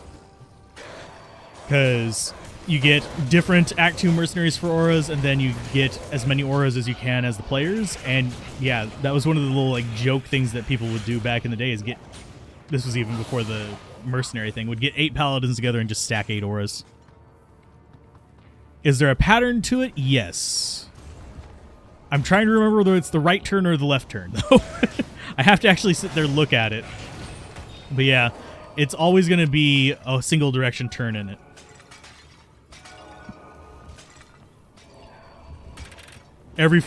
I'm wanting to say it's a right turn.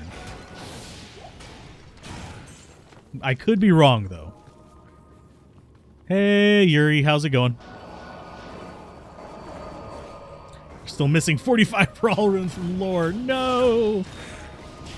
Yeah, that's a good entire 2 weekends worth of farming raw runes from Countess. Thankfully, Countess is, for those of you that are curious, she favors Tal runes, and Rawl is one off of that, so she's going to drop a lot of those.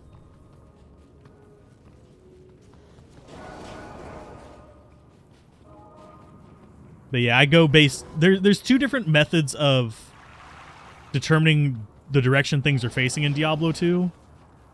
There's the tank control kind of method, and this looks like this has already been done. Yep, it has.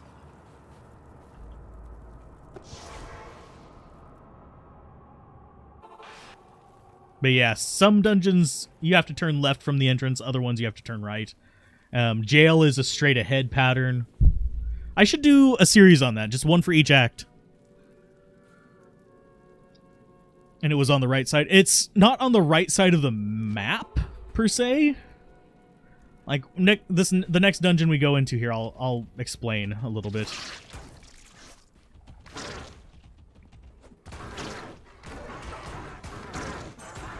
And I don't mind killing these guys. All I'm after is XP.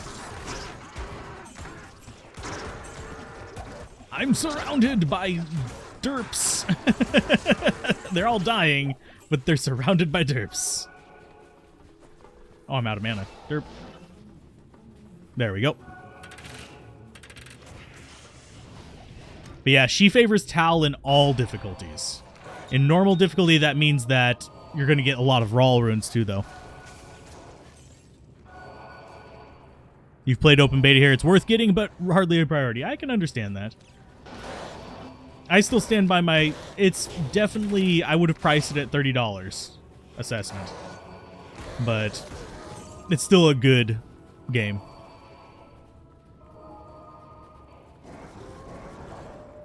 Have a good one, Rocco. Or is it Rocco? And now I'm just thinking Rocco's Modern Life. I'm sorry. Yeah, it's left for tower runs, right for the maggot layer. But anyway, here, I'll come in. This one's kind of a hard one to do it on because this is a fort. But basically, let's say you came in this room and your exit was that way. A right turn would be anything down here. Like, you would come out and that would be a right turn like that. Of course, it could go dun, dun, dun, dun, or dun, dun, or even all the way around like this. But it's going to be at a right turn from the entrance, if that makes sense. It's hard to explain on the fly. Oh, they're just running through. Okay, I think that might be... Yeah, that's the last one in here. So around 5?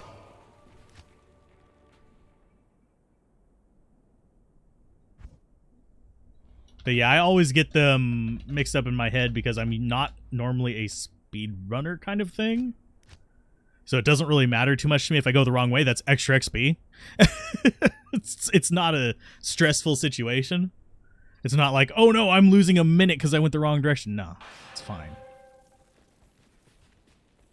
Oh, I just did Tomb of Tomb.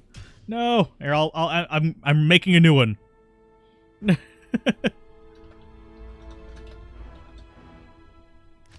There we go. Sorry about that. That's going to confuse a few people, I think. There we go. Gonna repair my stuff and load up my stash real quick.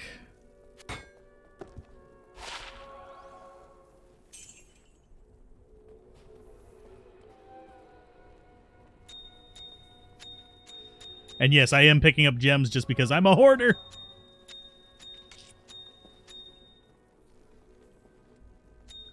The Tomb of Tomb.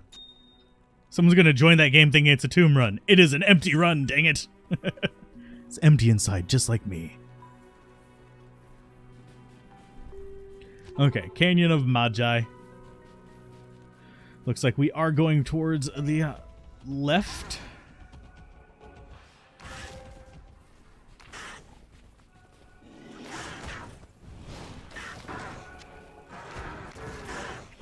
There's a pattern to most of the dungeons. Rest of my I keep forgetting. I'll do it next time I go to town. Actually, here. I'll do this. They're killing things, they're getting XP. I'm going to get that mercenary. I will keep forgetting if I keep putting it off. Hey, Greasy Man. Give me that. Thank you. What level are you? 21? It's not bad. We have a prayer one.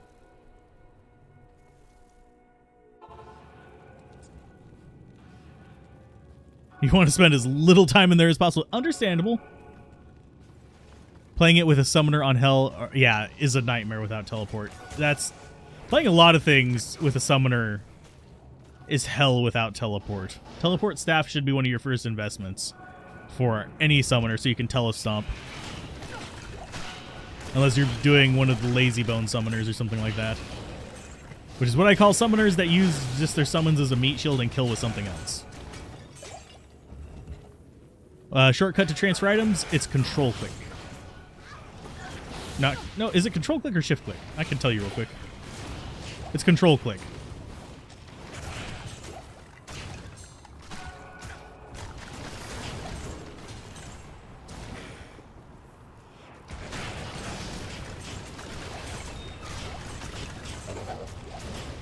Oh, that was a bit of a weird one. Rare Cestus out of that. That might have gotten off a kill.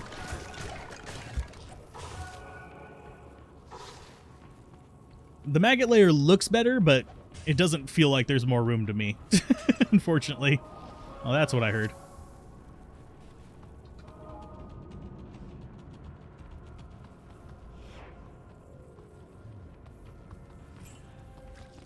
I should probably grab some mana potions now that I think about it. Just off the ground so I can charge for longer. Let me in. Thank you. Thank you for waiting, by the way. I mean, you guys can rush ahead if you want. I'm just chilling and killing. Relaxing and maxing all cool, shooting some b-ball outside. I'm going to keep getting that song stuck in my head if I keep doing that. Oh, on the console version, quick swap is... I think it's a hold down function. I think you have to hold a button down to cause it. To swap between menus. Oh, left and right click, I actually have assigned hotkeys to them. As far as on the right, I'm not going to be swapping off of this one, so I don't need to do anything with that. But hotkey control is definitely something to learn. And you don't have to leave them on F keys. But you come in here, not gameplay, controls. And you can actually assign up to 16 to any button you want.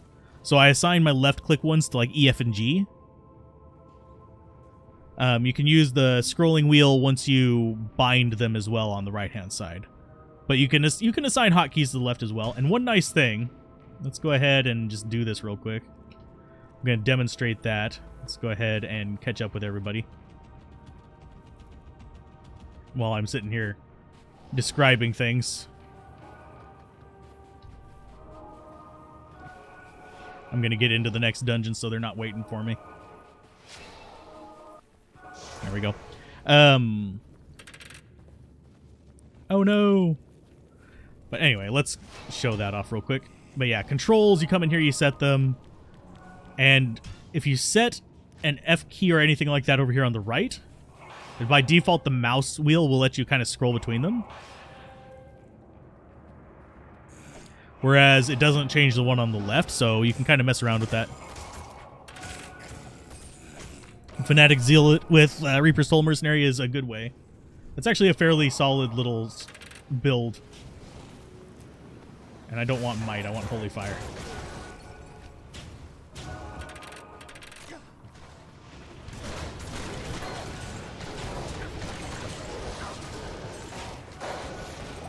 But yeah, it's one nice thing to figure out how you like your hotkeys. A lot of speedrunners actually keep them all around the WASD keys and don't ever use the F keys for it because it is faster to be able to just quick swap to whatever you need using your left hand while your mouse is always on your right. I'm not too bothered about going super fast, so it doesn't bother me.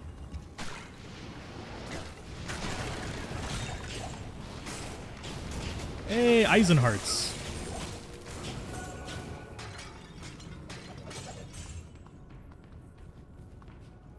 I think they might have cleared the other path. Oh, that door stopped me. No. Dang door.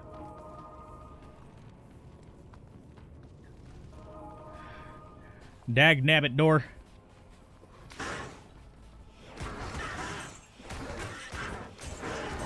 Not great experience anymore, but it works. There we go. We're in. First time playing, but I have thought about doing, now that every Diablo 2 game has a controller port, like a controller-controlled port, I have thought about doing a run through all 3 games with a controller.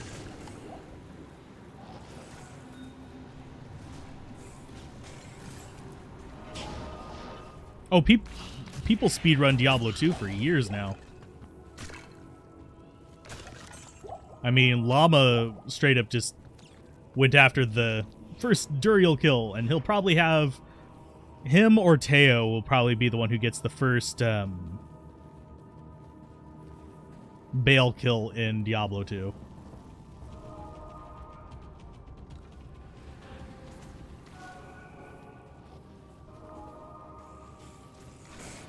But I was playing with controller for a little bit. I don't see myself playing with controller a lot unless I'm just farming. But for the most part, it's pretty easy to do. The controller is fairly intuitive. There are some quirks about it that can be a little bit irritating from time to time.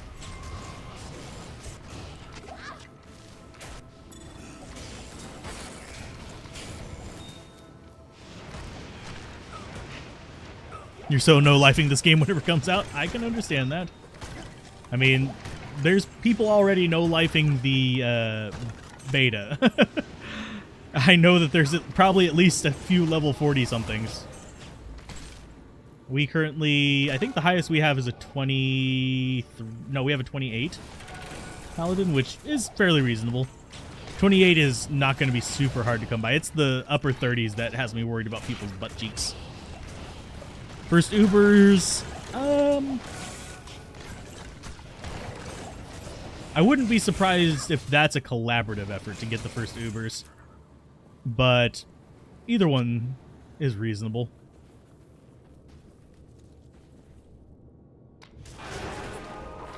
Die, Duriel.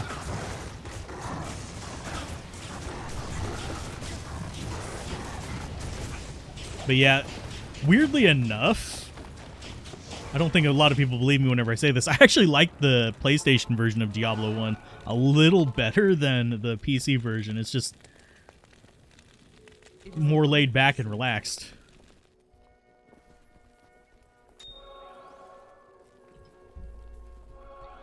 $28 is the highest in our current game. The highest I've seen is mid-30s. I liked the controller on the Amazon, oddly enough.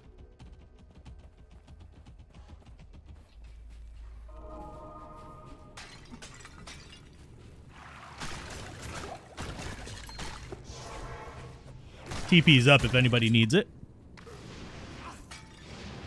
Yeah, thing is, leveling slows way down as you get higher level. We're level 26. What's funny is I actually have my original Diablo 1 PlayStation disc.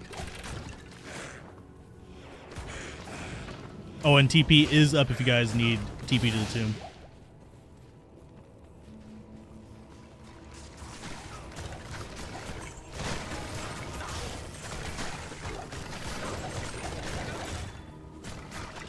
So let's see. Diablo 1 needs a remake, not a remaster.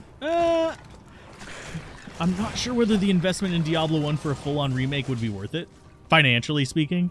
Like, it would be awesome, but I'm not seeing the financial return on it.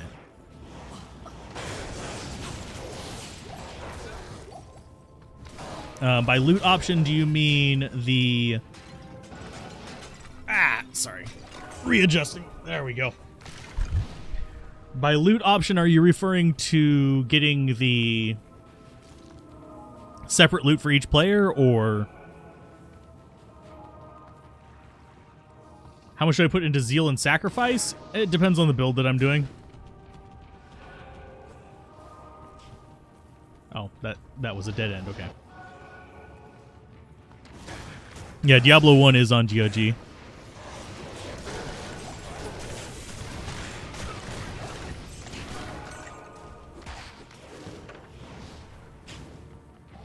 But yeah, there's a lot of games that I think would make really great remakes, but I don't think they'd actually have the ability to get the marketing push to actually make it financially viable, if that makes sense. They'd have to invest too much money for too little return. Yeah, personal loot, I don't see it happening. I can't carry anymore.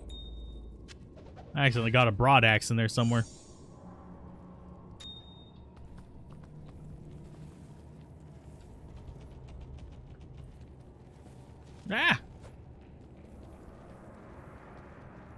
If they do something with Diablo 1, it should be a remaster. No one but old school players know what that is.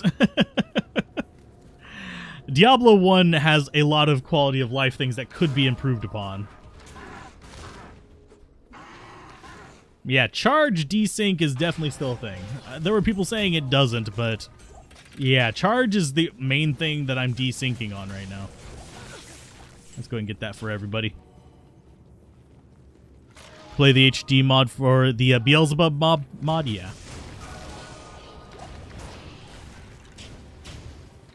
I'm not sure how I feel about the expansion being included with it. I don't know if it's forced installed or not. To try out, the reason people are farming, and main reason I farm, is because I want to see level 30 skills. I want to see what they look like. I want to see what they feel like. So, that's my reason for it.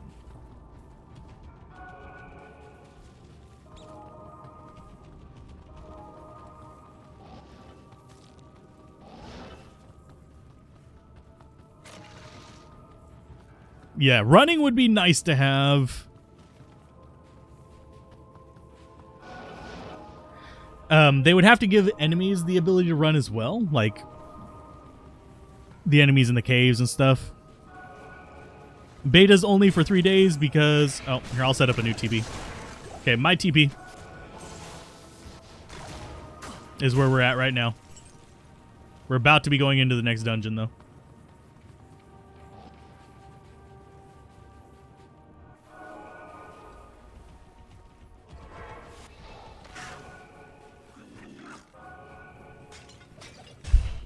There is no max level in beta, but generally speaking, reasonably farmed to is probably going to be high 30s, low 40s.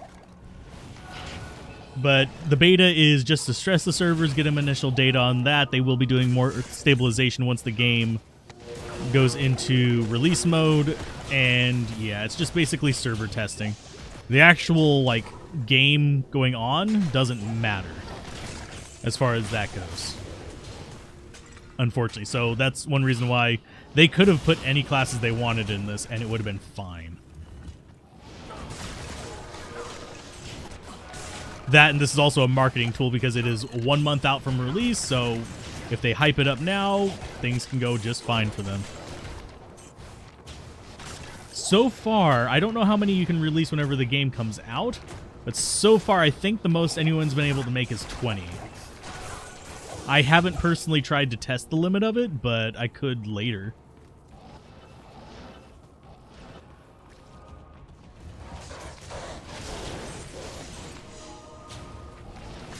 Oh, you can make 30 now?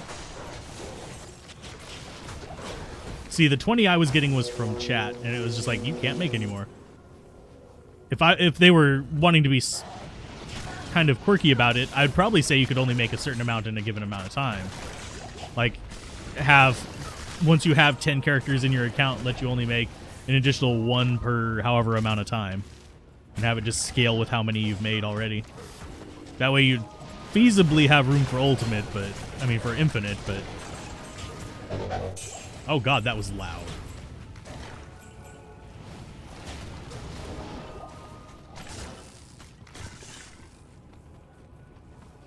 Any plans for the release date? I'm going to be starting with a Necromancer.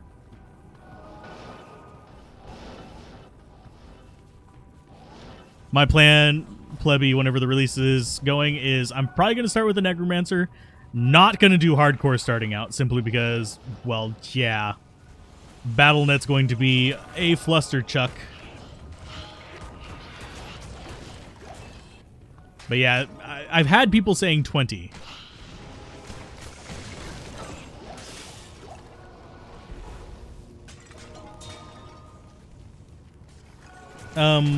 Letter rune words are open to everything now. So is Pandemonium Event and Clone.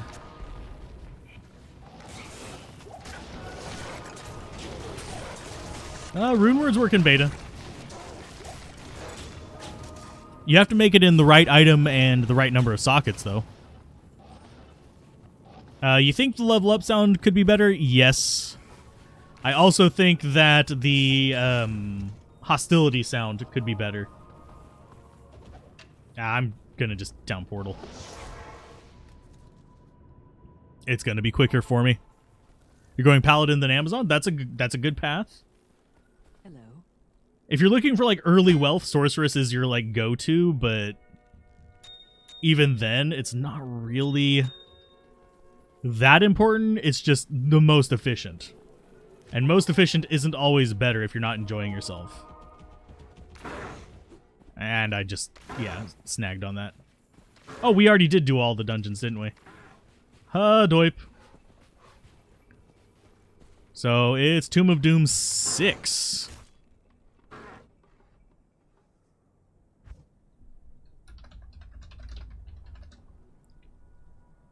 I need to keep remembering, take off the level difference thing as well.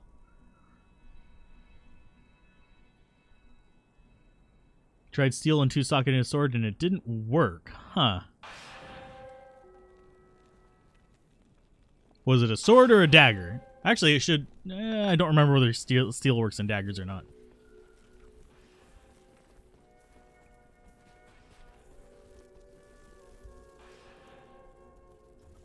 Good day.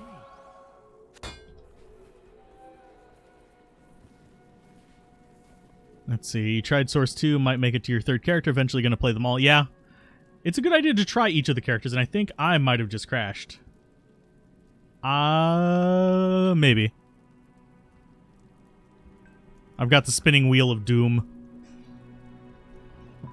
Tried in a longsword? It should have worked.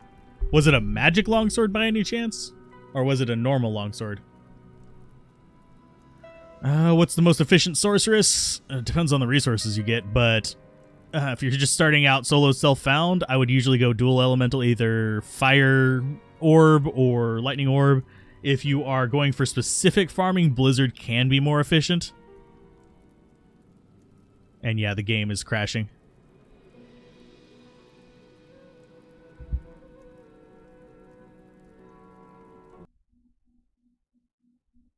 Game crashed. We'll get it back up in just a second. It's like... There we go.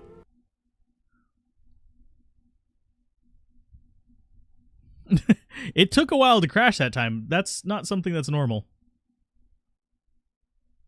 We were on 6, right? Barb with a friend that plans to play Necro start as well as a source for solo. Ah, so you're doing a team start as well as a solo start. That's fairly normal.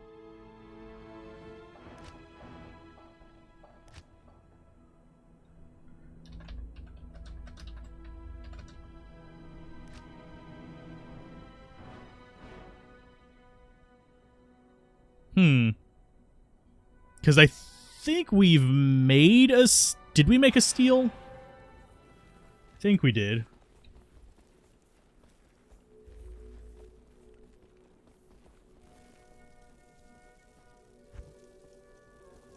We might have given... No, we made a steel. It was in an axe. But yeah, it's got to be exactly 2 sockets. If it has 3 sockets, it won't work either.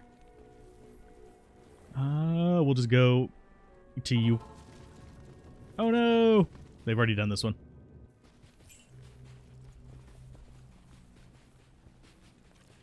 They're probably... when the game like crashes and you have nothing left in you.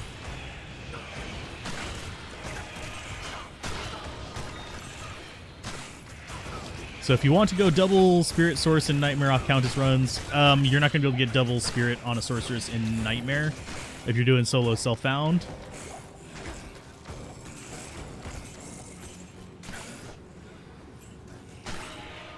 This can keep you busy for 2 years if you are into just doing the whole farming thing and getting everything kind of like Holy Grail or anything like that. Can take 2 years easily. Exploding Shrine, go! Does absolutely no damage.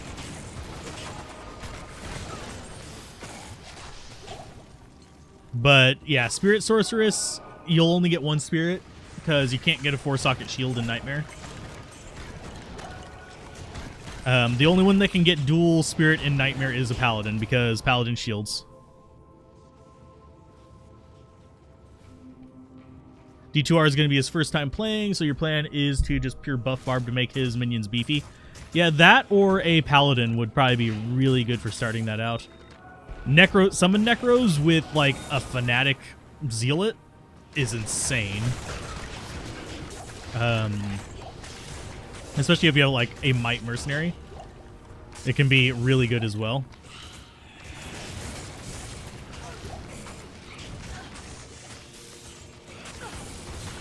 And yeah, you can't load your old saves into the current beta. Oh, that's actually nice. It's going to replace that one. If somebody needs a small charm of life, there it is on the ground.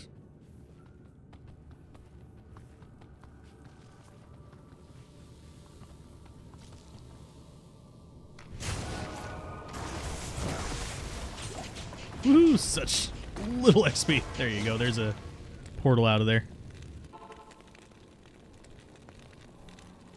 Yeah, you can do dual Spirit Hammerden in Nightmare. All you need to do is get a Paladin shield. Okay. It is an honor to serve you. I thought you got something cool. I was like, aw, did you get Mage Fist from gambling or something? No. Speaking of which, whenever we get into the 30s, we might start gambling. But yeah, Hammerden's dual spirit. That's why you swap over to Hammerden in Nightmare.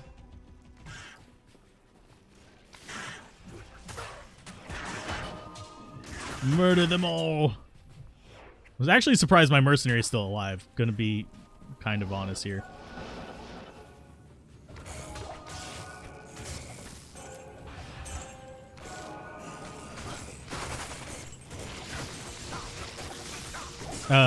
The reason why you can't go dual spirit in Nightmare on any other character is the lightest 4-socket shield is going to be a Monarch for non-Paladins. Paladins, anything can be 4-socket. If it's a high enough eye level, it can be 4-socket. Best first class, generally I recommend Sorceress because she can farm runes, which will open up every other class. If you can get an Enigma, it'll open up every other class for farming that, for farming anywhere, really. Ooh, Raw Rune, nice. Only 1,236 to go.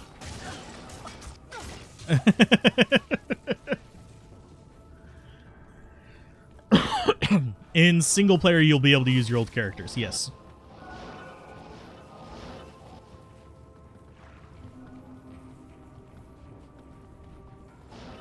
In multiplayer, no.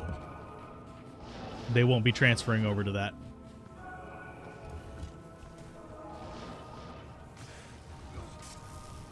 Yeah, as far as magic finding, Meteorb and Hammerden, Orb Ball, that kind of stuff, all are going to be better for magic find. The Necromancer does have a few good Magic Find builds, like the Poison Necro and the Bone Necro can be halfway decent, but they're not going to be as fast. Druid's kind of like middle ground. He's not bad, he's not the best at anything, but he's just a solid performer. Wind Druid is really popular for the Druid for farming for Magic Find. The shape-shifting is really popular for, well, killing bosses and stuff.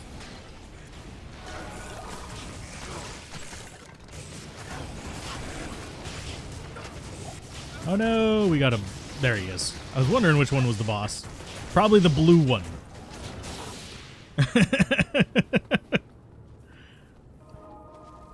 And if you're wondering, my favorite low-level rune is a Tear Rune. Tear Runes are amazeballs.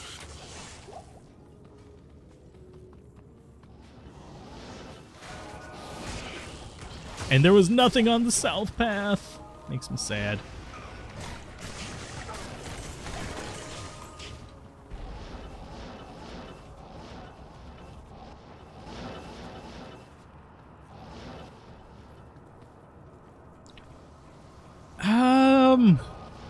I generally am fine with staying Meteorb. That said, if you're going to be farming bosses, Blizzard can be faster. If you're going to be farming areas, Meteorb is good because it lets you kill almost anything in the game. If that makes sense. I love Tear Runes. 2 mana for every kill I do, that's just glory. Especially early on whenever your spells cost like 4 mana.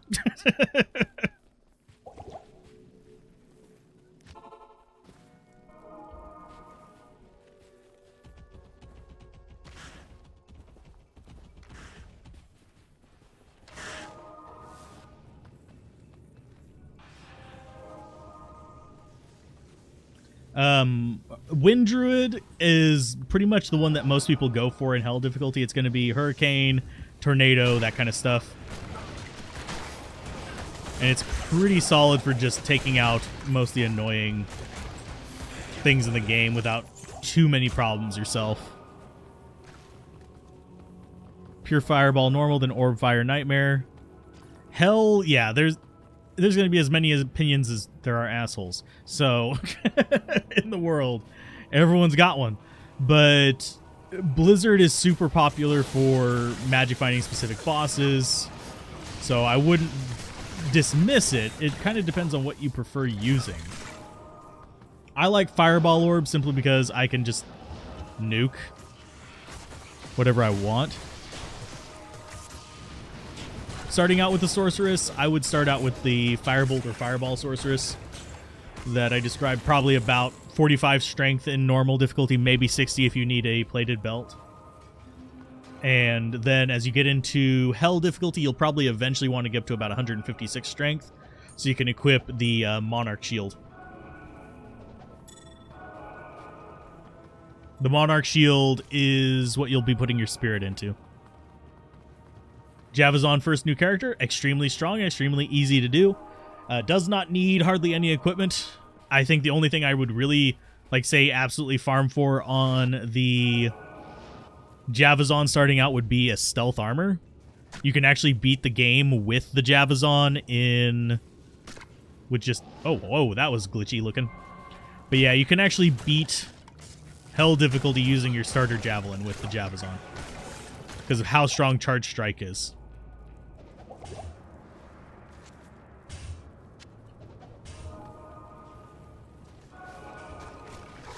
I do not recommend Mana Shield to new players, ever. I know that's kind of harsh to say, but I really, really, really do not recommend it to new players. Mana Shield is complicated. It will cause you problems if you don't know what you're doing with it. Because you need max telekinesis to actually keep it from draining all your mana. So generally, I only use it frequently on melee sorceresses or PvP sorceresses.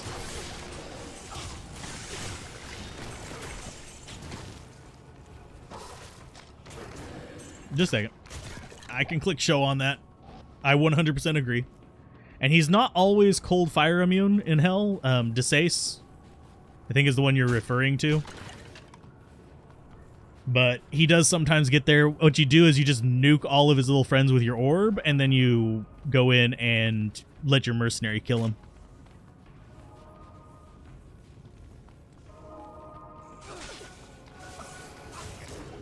That, and if the mana burn bug is not fixed, energy shield becomes a lot worse.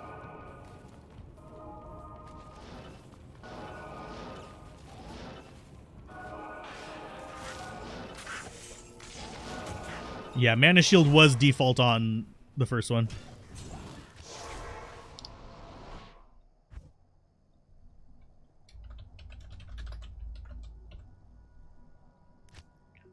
Tomb of Doom 7 is up.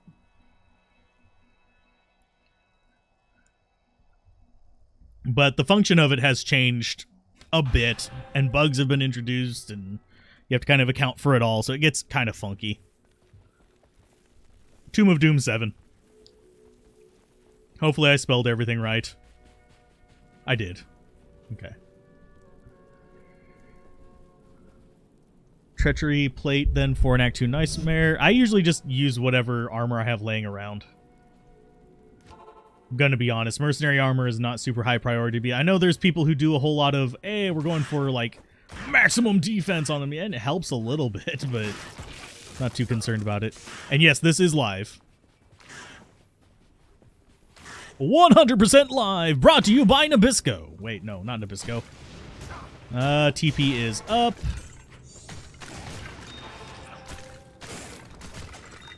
Beta is, it lasts through Monday. And yeah, you can trade. I don't know if they fixed the rune word issue that was going on, but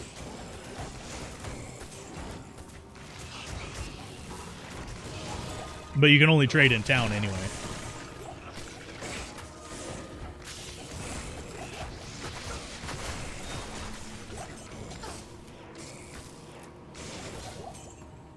Let's see, duck around this way, aiming for the Unravelers.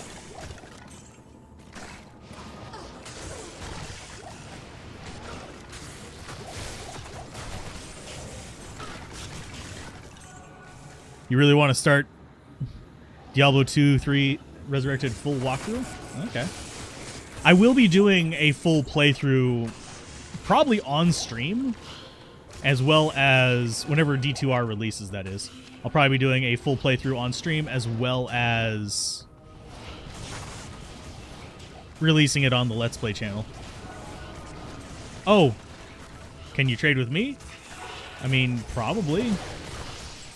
Next time we're in town.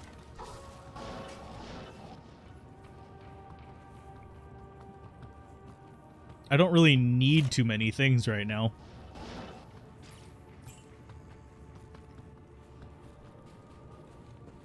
You can just toss Talhelms on for easy farm. Talhelms? Poison resists? Tear Helms are what are really good for mana recovery. Ooh, Chip Topaz. I should probably grab that.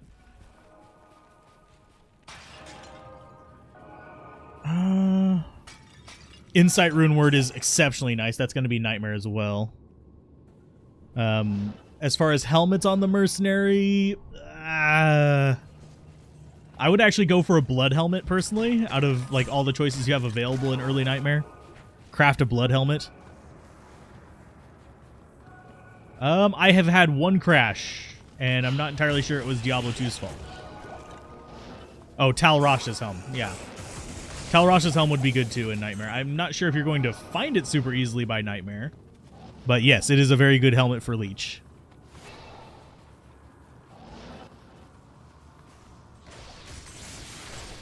Make sure with Frost Source can help you with immunes. You see a lot with Cold Source and harder difficulty, yeah. Another nice thing would be to carry around a spare lower resist wand if you're playing a Conviction Paladin. That way, if there is not a Necromancer in the game, and yes, whenever I'm playing Necromancer, I probably will get at least 1 point in lower resist, even if I'm going Bone, just so I can play with parties a little bit nicer. No, Tal's Helm cannot drop in beta. It'll drop in the final game. You could theoretically, I'm going to just put that out there as a theoretically. I doubt anyone's high enough level for it. But you could theoretically gamble one as well.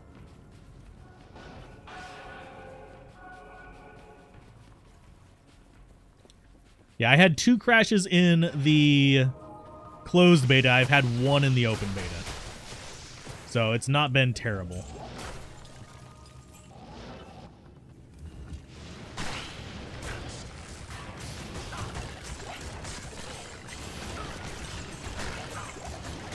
And I love Holy Fire through normal difficulty. It's just cute.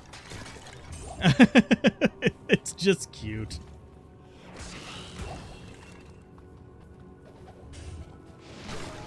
And I don't know if we are in range of them or not. We'll see. I think we are in range to be getting proper XP from this.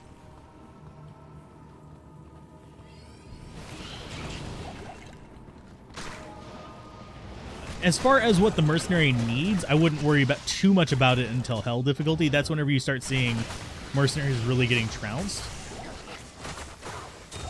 There's that popped. I probably shouldn't pop that. I have terrible luck. I have some of the worst luck in Diablo 2, so...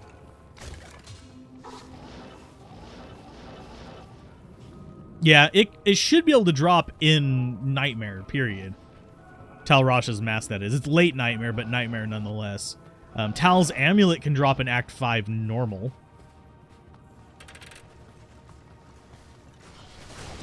Yeah, I don't know if Mephisto can. He probably could. It would be close, though. Nightmare Mephisto is good for farming a lot of things you wouldn't expect. If no one wants that, I will pick it up. I like myself a bit of a gemmage.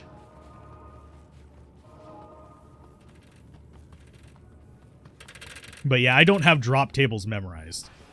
I use Silas Spin just like every other semi-sane individual.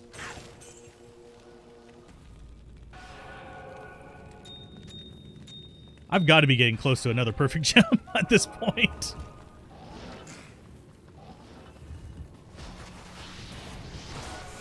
And yeah, you guys are just destroying everything. Goodness gracious.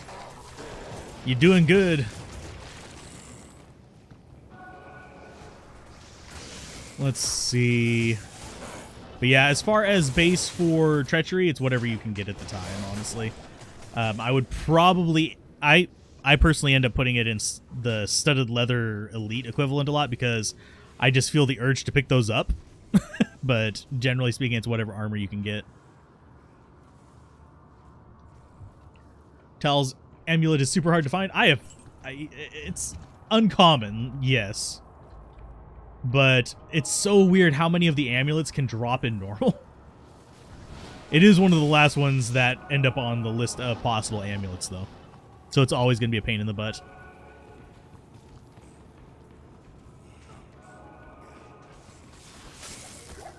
You can't get 5 sockets and a bow in normal. Normal is capped at...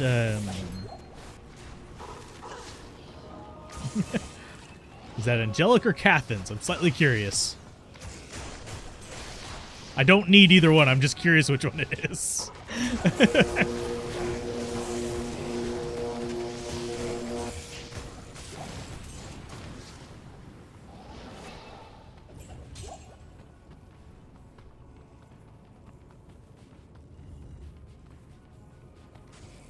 So let's see. You have found 3 Maras and 2 BK. Dang. And only 1 Tal's?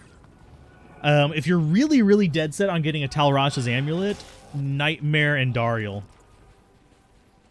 Seriously, just farm her. She's really good for your jewelry drops. You can download this version of the game on Battle.net for free. You don't have to pirate anything. Oh, find a high socket bow in hell and mule it. Okay. That's actually feasible. And if you're trying to make a spirit, I personally do crystal swords just for fashion purposes.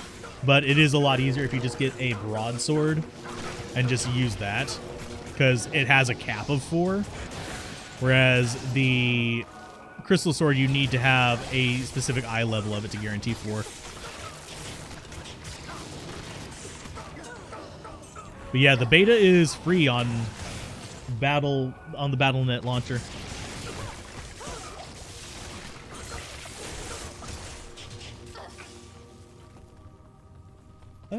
You could probably get a used computer for relatively cheap that could run Diablo 2 Resurrected. For everyone who's saying they're going to get a new computer for it, it would be a lot cheaper than trying to buy a new computer right now, especially with video card prices still being kind of jank. And that is our last point of Holy Fire. Now it's just resist fire. You can Larzik a broadsword, yeah. I usually save my normal Larzik for that kind of thing. I'm just going to go this way and meet up with him on this side.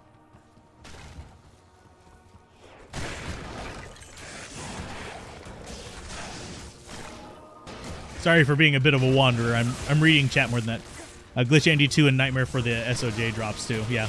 Stone of Jordan, any of the amulets or rings that you need other than like super high level rings or super high level amulets, Nightmare and Dariel is a great farming spot. It's one of those ones that very few people seem to recognize for some reason, but it is extremely, extremely nice.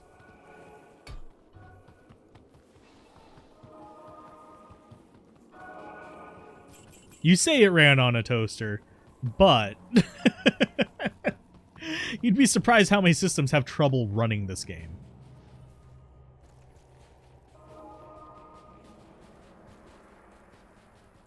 Into here, I put up a new portal in case anyone needs it.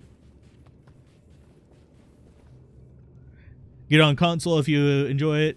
Only downside of console is there's a few streamers who are doing it on console, but joining in on streams generally will require a PC, unfortunately. Yeah, I hope they change how the declone event is launched too, because that was just meant to be a Stone of Jordan sync.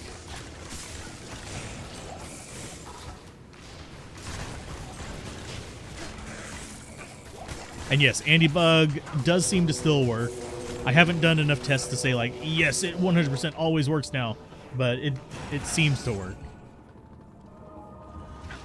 It's not showing any of the signs of not being functional, let's put it that way. To get the beta download, you go ahead and... Ooh, I want that. But, to get the beta download, you just launch your Battle.net client. You go to the Diablo 2 Resurrected page on the Battle.net client, and you should have a little pull-down menu on the bottom left where it says cannot install. That will let you do beta branch. So, and I think they are working on making it so that more players are able to like join via friends list and stuff like that. Let's see. Ooh, we've got a level 19 in here. What level am I? 28? We'll keep going for a while.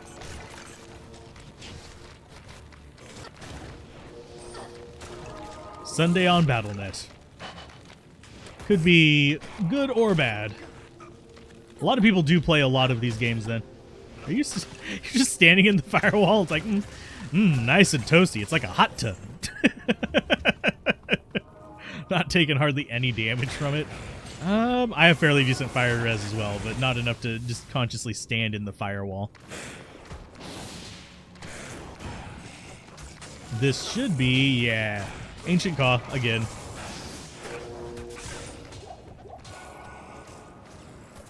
There everyone goes.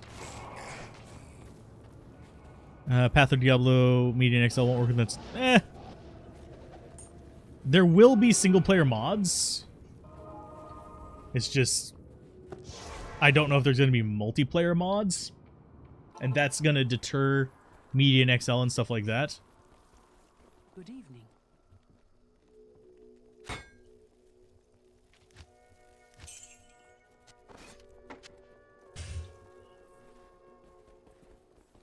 Have a good one, Melon. But yeah, beta download is on the Battle.net client. It's free. Oh, I just charge into the pillar. No. I do wonder how much damage is that doing in AoE? 36 to 40. We're doing a buttload of damage on that too. I'm just curious how quickly that's going to kill things. Not too terrible.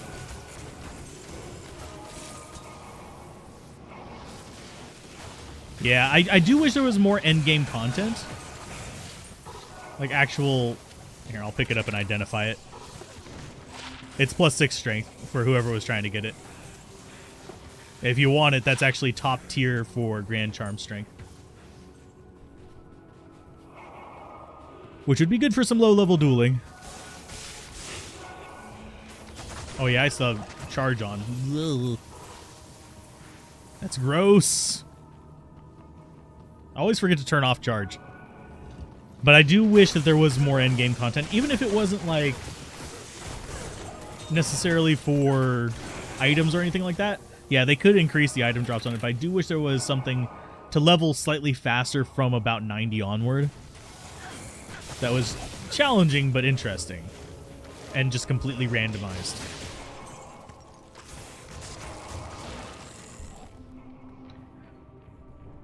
Oh no! I'm sorry, Tolgar. It depends on which area you're getting as well. I was hoping Resurrez is stuck with the cult fan base.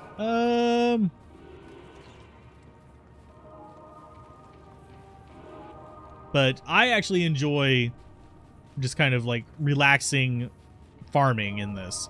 It's cathartic for me. So it's just one of those things.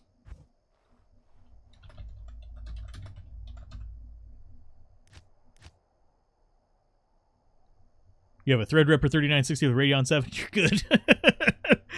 That is... Oh, God. I'm trying to think of how many computers that is for me. Oh, no. But yeah, I have a feeling a lot of people with like really old machines are going to be running on Classic. From what I've been hearing, it does reduce the load on it. Guess if someone has money to spare, it'd be worth the buy. However, long-term, Path of Exile or other Diablo 2 mods are worth the... Honestly, I'm hoping Path of Exile 2 is good. Because I would like to get into Path of Exile at the start of something. But right now, I'm too far out from release to actually get into Path of Exile nowadays. Oh yeah, somebody wanted to trade, didn't they? Let me kill this guy and I'll pop into town if they wanted to trade. Dun, dun, dun, dun. Okay, I'm in town. I'll give it a minute or two. I don't know if they're in the game right now or not. It is an honor to serve you. I do need to repair this, though.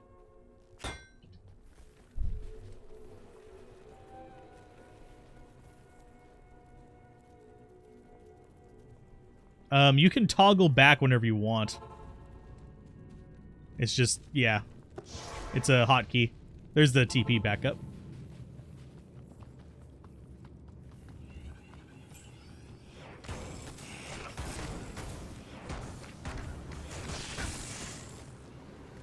Oh, yeah, that might not run it, Abel. That might not be able to run it.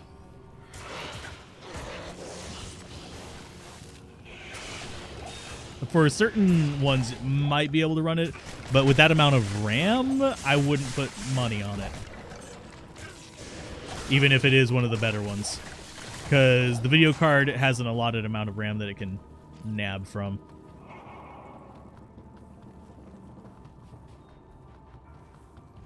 Oh, I didn't get the set ring. Someone else grabbed it. I don't remember if they said what it was or not. It would have been Cathin's or Angelic. Those are the only two set rings in the game. I don't really need either, so I wasn't too bothered with racing for it.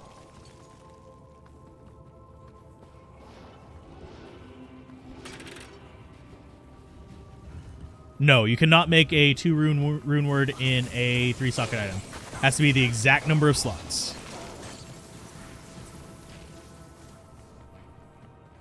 Oh, they said it's a Cathin's Ring, which is a decent one. I prefer Angelic personally for the attack rating boost, but overall Cathin's is not bad. I don't know if they might have already cleared this one out. Did they? No. Okay, there's still enemies here. I just need XP. Man, our XP bar is not moving anymore. It's just barely crawling along. 60 gigabytes RAM. If 10 years ago, not entirely sure on that one. I don't think so. I can't remember when the 660s came out, but generally speaking, the best experiences most people have been talking on have been like 960s and 10 series.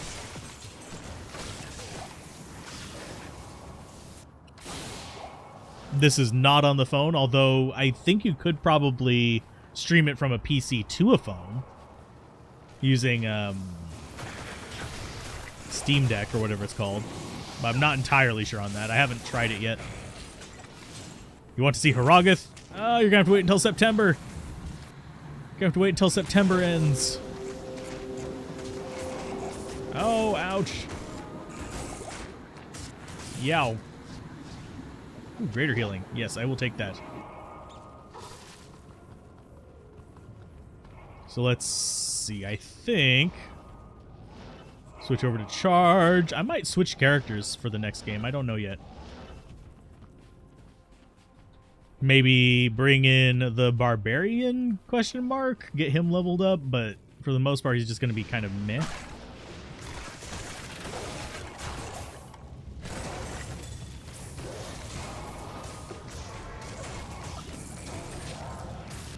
What level am I? I am level 28.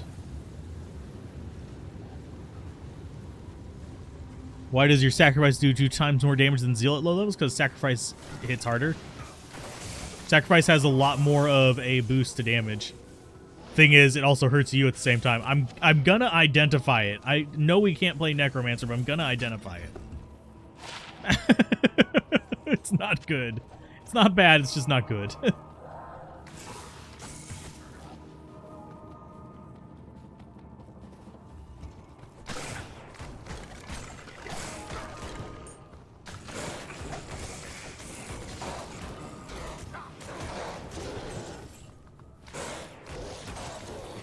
Murder, death, destruction. What's the monster level in here? Is it higher than in Ancient Tunnels like in Hell, or is that only in Hell? I don't remember for normal, actually. Ooh, we're going to get exclusive access to the chest down here, you and I. There you go. Don't die on me. Need your blizzard.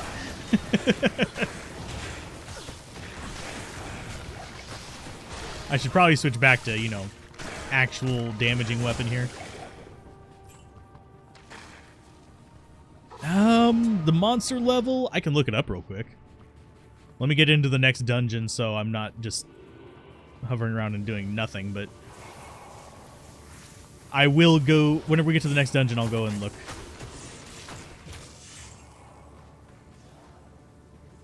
We just have 2 more paths in here, I believe. We have northwest and then we have east. Oh, they already did northwest.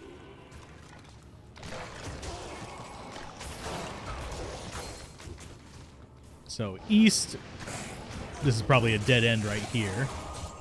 Oh, it's not. It's never a dead end when I think it's going to be one.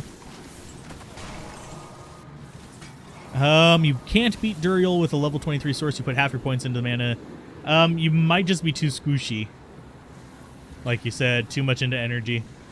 You may, what I would do is probably just hoard up a bunch of money, put it into the shared stash tabs, and use that to revive your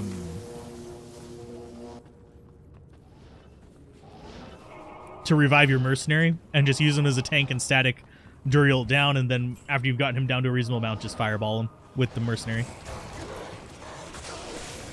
If it's fire source, find nice base with fireball or firebolt. Yeah. Will you be able to save quests from lower difficulties like the socket quest? Yes. Whenever you do the socket quest, it will turn into it's a flag on your character, and you have independent flags for each difficulty. So it won't go away until you use it on that difficulty. So you can get, say, the socket quest in normal, nightmare, and hell. If you use it in hell, you still have your normal and nightmare ones.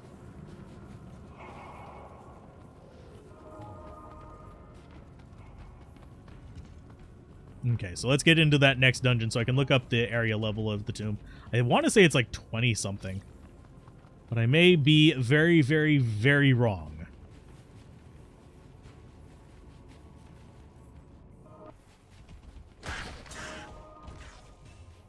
There we go. Okay, I'm gonna go look real quick while these guys are charging towards me, waiting to kill my face.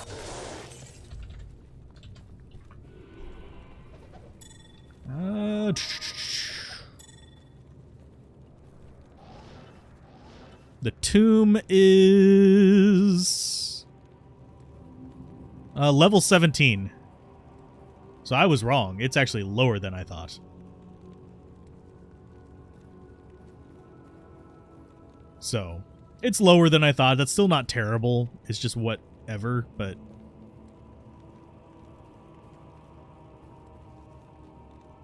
Oh, and I'm getting pinged by whom? Who am I getting pinged by? Are they doing...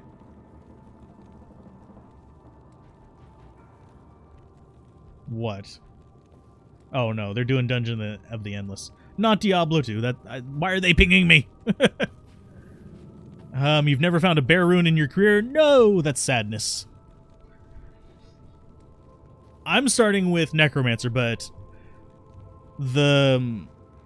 most builds can function just fine without high-end rune words. It's just a matter of finding the stuff that you want for it.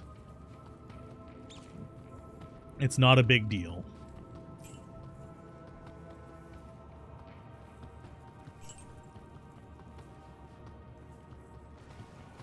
But yeah, level 19 source playing on your own on PS5. Oh, that's not too bad.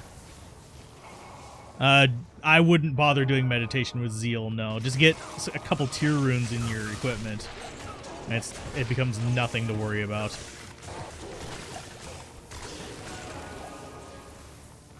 On 30, probably... I'll probably level up Zeal, honestly, just to get up to the 5-swing Zeal eventually. Because that'd be 30, 31 to get 5-swing Zeal.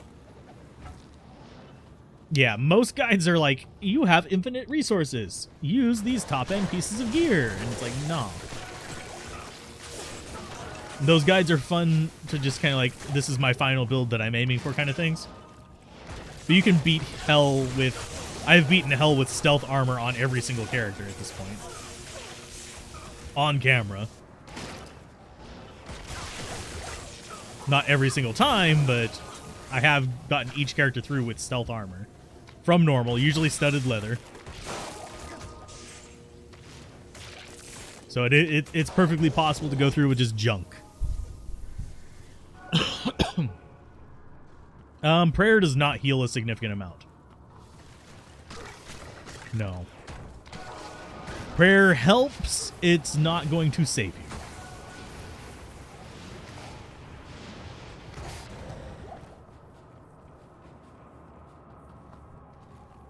An original Diablo remake would be nice, but it would not be financially responsible. That is a long-ass walk back to there.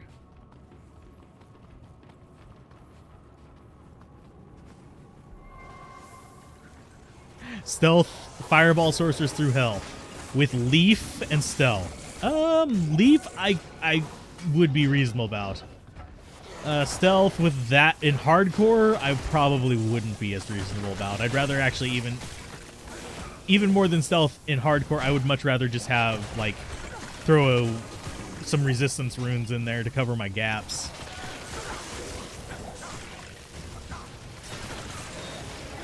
You seem to remember Druid Wareform summon, synergizes with summons. That is Project Diablo 2. That is one of their changes that they made. That's not in the base game, unfortunately. Although, I'm not a huge fan of that synergy because it kind of forces you to be a wolf pack. So, I wouldn't mind being a caster with summons, but...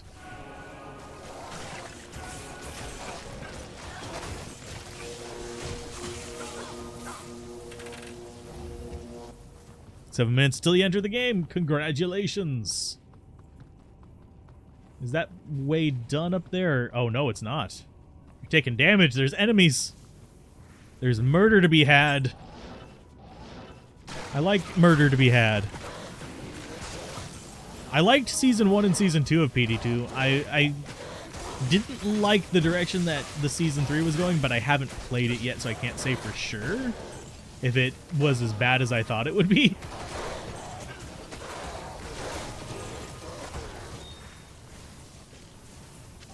So, is Summon Druid viable in 1.14? Eh.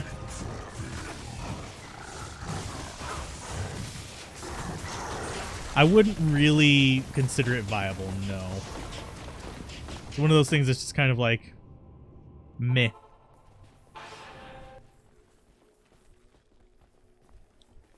I'm gonna restock real quick and then I'll join you guys down there. Go ahead without me. Stats for Paladin, enough strength for gear, and then if you're talking like hell difficulty stats, in hell difficulty I would probably be looking at, that is a lot of TPs. Who said it? Tess is on, okay.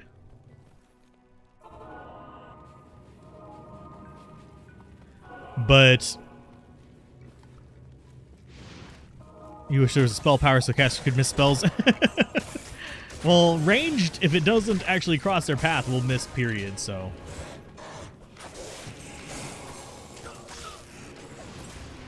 Let's go ahead and take care of this while they're doing that. There is no redeem code. At least not on PC. As far as on console, they might have that as like a method to let you download it. Diablo 2 versus Wasteland 2?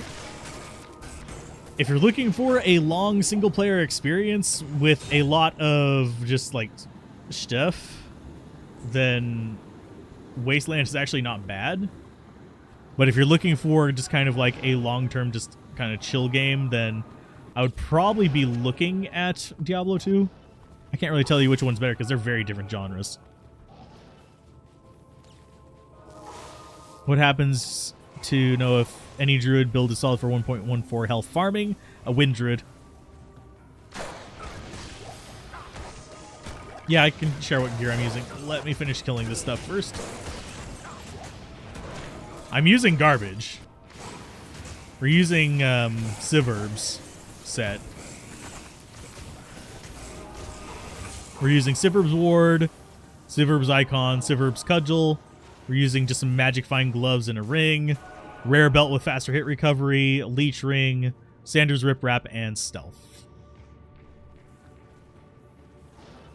Yeah, Wind Druid is slower than other builds. You're not going to be outpacing them, but it is still a viable farming build.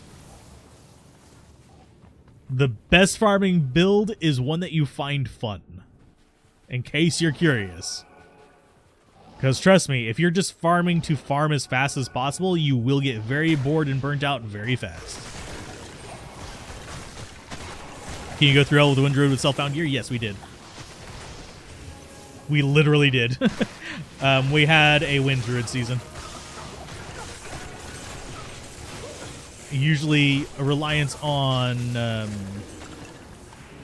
Twister is pretty good for that.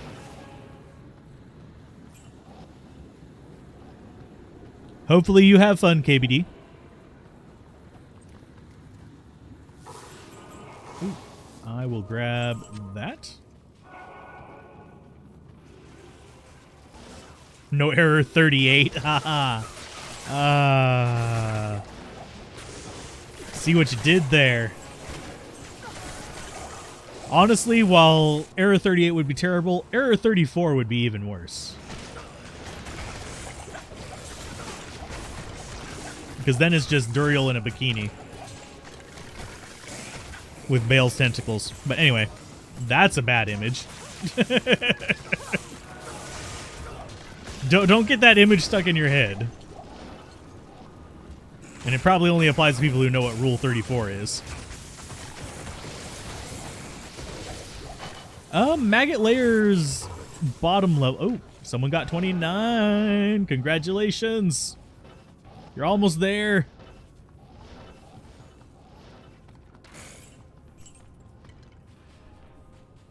That was... We keep getting, like, occasionally just super small dungeons.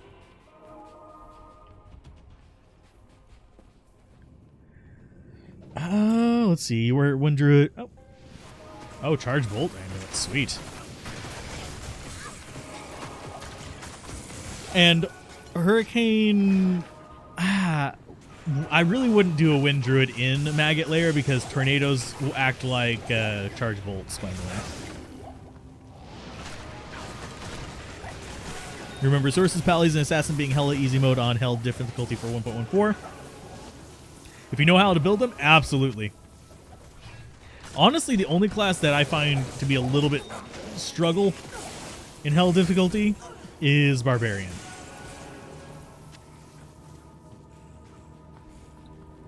Let's go ahead and toss that. I will check this. Ooh, Fire Resist Jewel.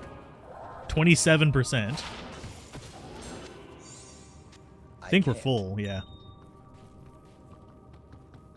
How do you zoom out on console? I think it's a left shoulder button plus one of the stick clicks. I think.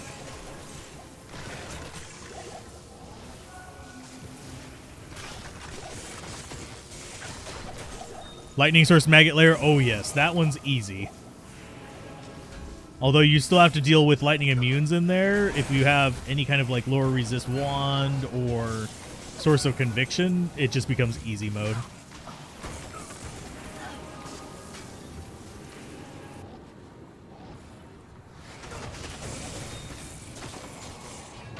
Feels hella sus to Whirlwind into a pack on hardcore. Yes, it does. Oh man, I don't know if I'll do hardcore Barbarian at all. Oh, we're looking at 9 here. Okay.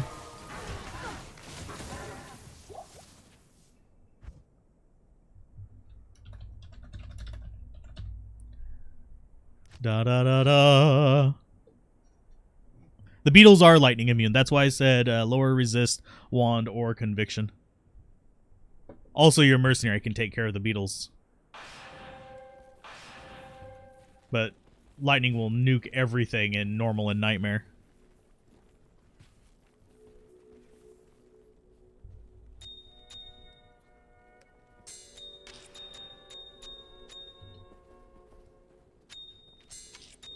This is going to drive people nuts, my inventory, that is. Because I am just chucking it in there. I do find it interesting it fills right to left, though. Barbarian build... starting out?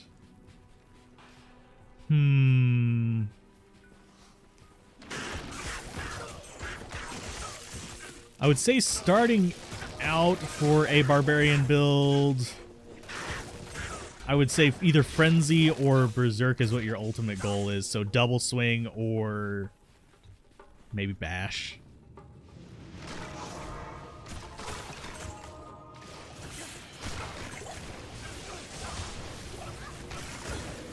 So let's see. In we go. And there actually are some immunities in normal, by the way. And Whirlwind doesn't completely suck. It's just not as good as it used to be. For those that are curious. On PC, the shortcut is Control-Click. To move it from one window to the other.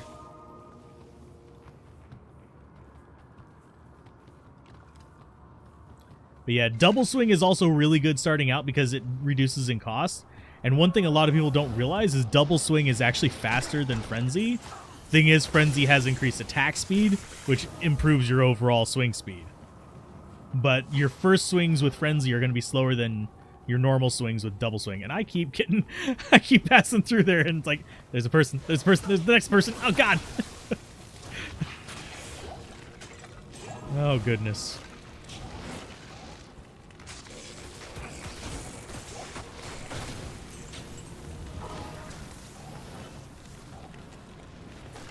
Pindle killing Barb with gold daggers? I mean, that would be an affordable version. Usually people do a grief on their main hand with a magic find sword on their offhand. And then they hork with 2 magic finds or plus skills, depending on what it is.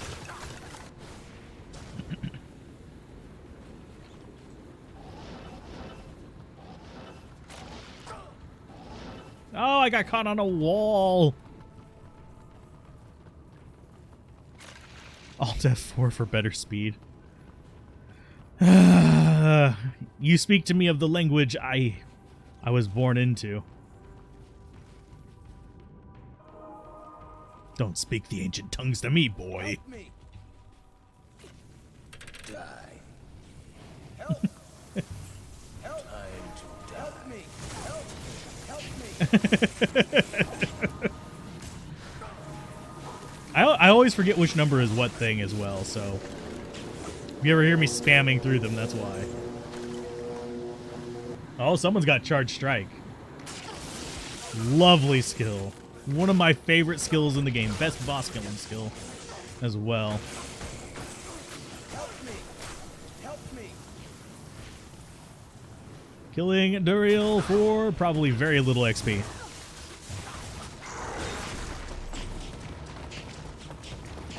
Hey, I got the Eth-Rune this time. Sweet. Let's see.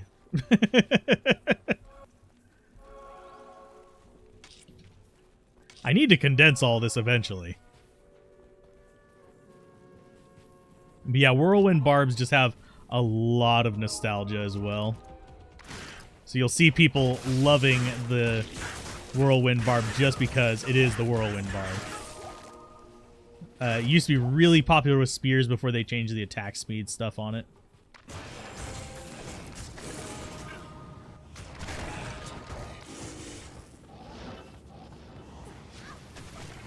And there actually were Dagger Barb builds, if anyone's curious. Beta goes to the end of Act 2. That's why we are farming Tomb of Tal Rasha.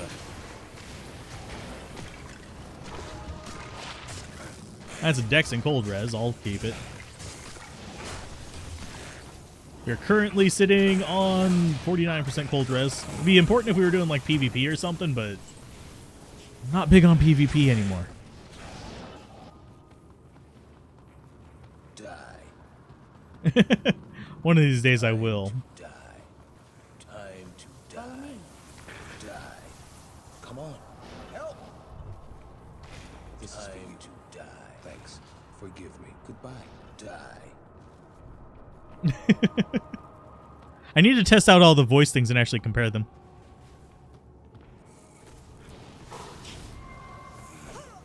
Yes, I still recommend the Holy Fire Paladin for normal difficulty for a new player.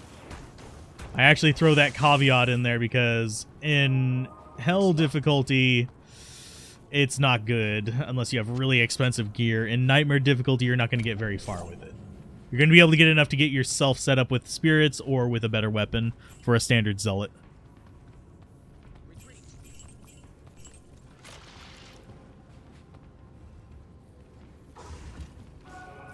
Oh no, things are dying. There we go. Let's go ahead and pick up those.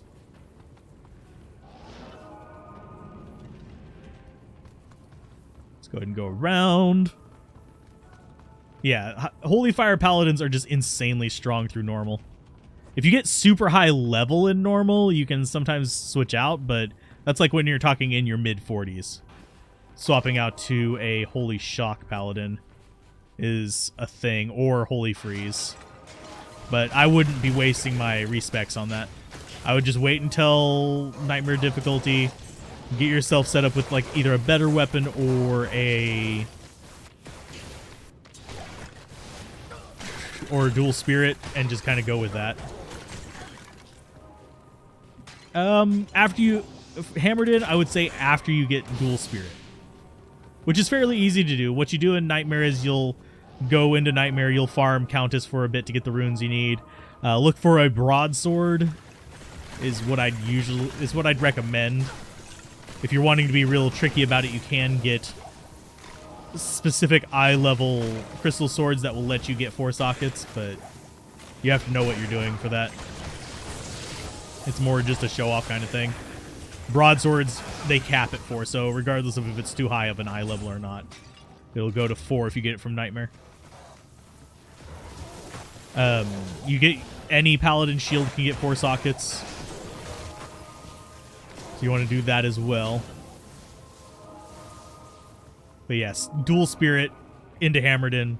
Pretty solid thing. You're going to have a little bit of a struggle in the maggot lair with it. Oh, have a good one, Nez. It was fun. We'll probably be doing some more tomorrow if you want. I might be a different class tomorrow, though.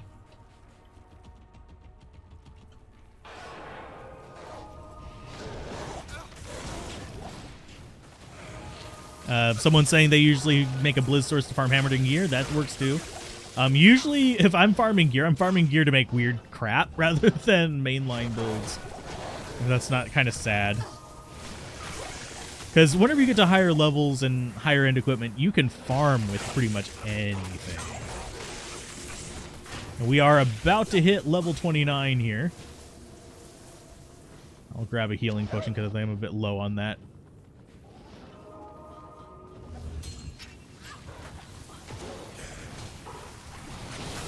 Let's see. Max sockets in beta, 3. Forgive me. Run. So you could only find information about immune catapult, fire tower, and lightning spire. Those things are irritating, but you could do a longsword, but broadsword requires less stats and no dex. Broadsword is, you'll have enough strength to use a broadsword if you're using any reasonable armor.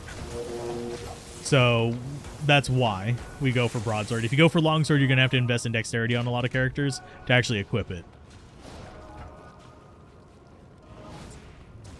Which kind of sucks just a little bit. I keep getting caught in the door. We do have some openings in the Tomb of Doom. Time to die. But I think once I hit 29, I'm going to probably wrap up the Paladin, and we'll see where we're at there. Because I do want to do a Druid as well, because guess what? The next starter guide is Druid. I still need to finish the write-up for a few more of them, but the notes, the bullet points, whatever you want to call them. Because that's how I do it. I generally just have a list of bullet points and try to explain them as efficiently as possible. But yeah, broadswords are... Oh, hey, horned helmet. That might actually be good if somebody's making a barb in here. Making a Barbie! I have to say the starter guide I'm not looking forward to is the Barbarian.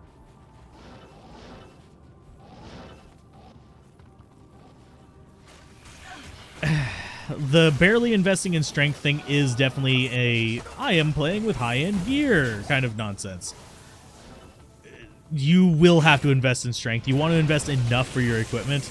In normal difficulty, for regardless of what build, 70 is going to be your cap.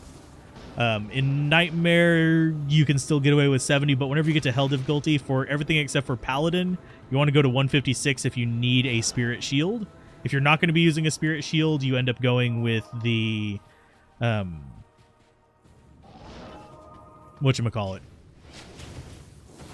Paladin is not overpowered. He's just extremely capable of doing a lot of different things. He is the best melee class. He is probably... I would put him tied for top Magic Find class.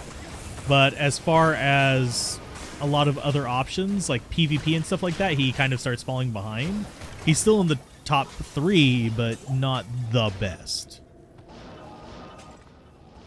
And also, Hammerden has a few areas he can't do, like bail runs. He's kind of garbage at. But if you're doing chaos runs, he's the bee's knees.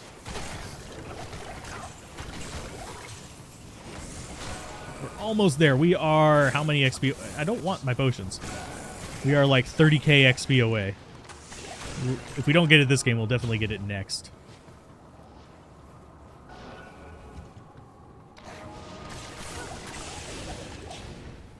I wouldn't say there's like strictly an OP class period. The beta version goes up through the end of Act 2.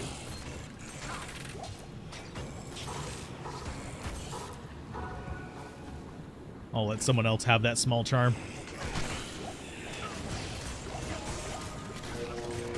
I think boss pack in here should put me over. Yeah, there we go. Level 29. Thanks. And we have leveled up, and that was like the last tomb as well, so we kind of did that fairly well. We have been live for 3 hours. So, on that note... Oh, I've done a little bit of speedrunning, but I usually just compete against myself. I'm not good enough to actually list it or anything. And also, I get neurotic about my inventory. So, I will go ahead and make the next game. I think I'm going to call that a stream, though, at 3 hours. I am no llama in that regard. I don't have the marathon streaming gene in me. Tomb of Doom 10 has been made. Now...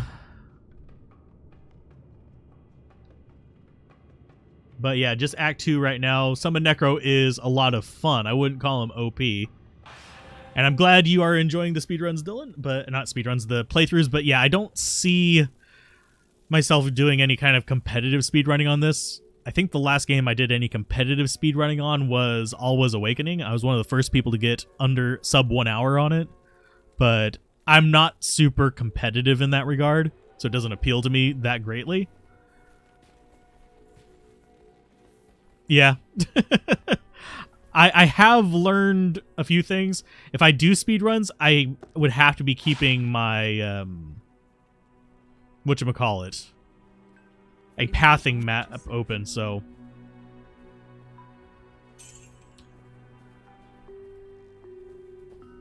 Ladder's not going to be out on release, so I would probably say, if it's your first time playing, I would start ladder on non-hardcore.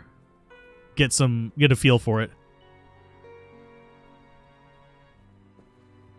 I like speedrun techniques. I don't like the competitiveness of it. But anyway, I'm going to call it a stream. I will most likely be doing an art stream later, so if you guys enjoyed this, be sure to like and follow and all that stuff. I will probably be doing some other things tomorrow. We'll be doing some more leveling up most likely. And yeah. Keep gaming, have fun, peace out. This has been Alzorath, and I will see you guys next time. And Dex is only part of the damage formula. We will be doing an attack rating video. Probably not next week, but maybe the week after. Bye.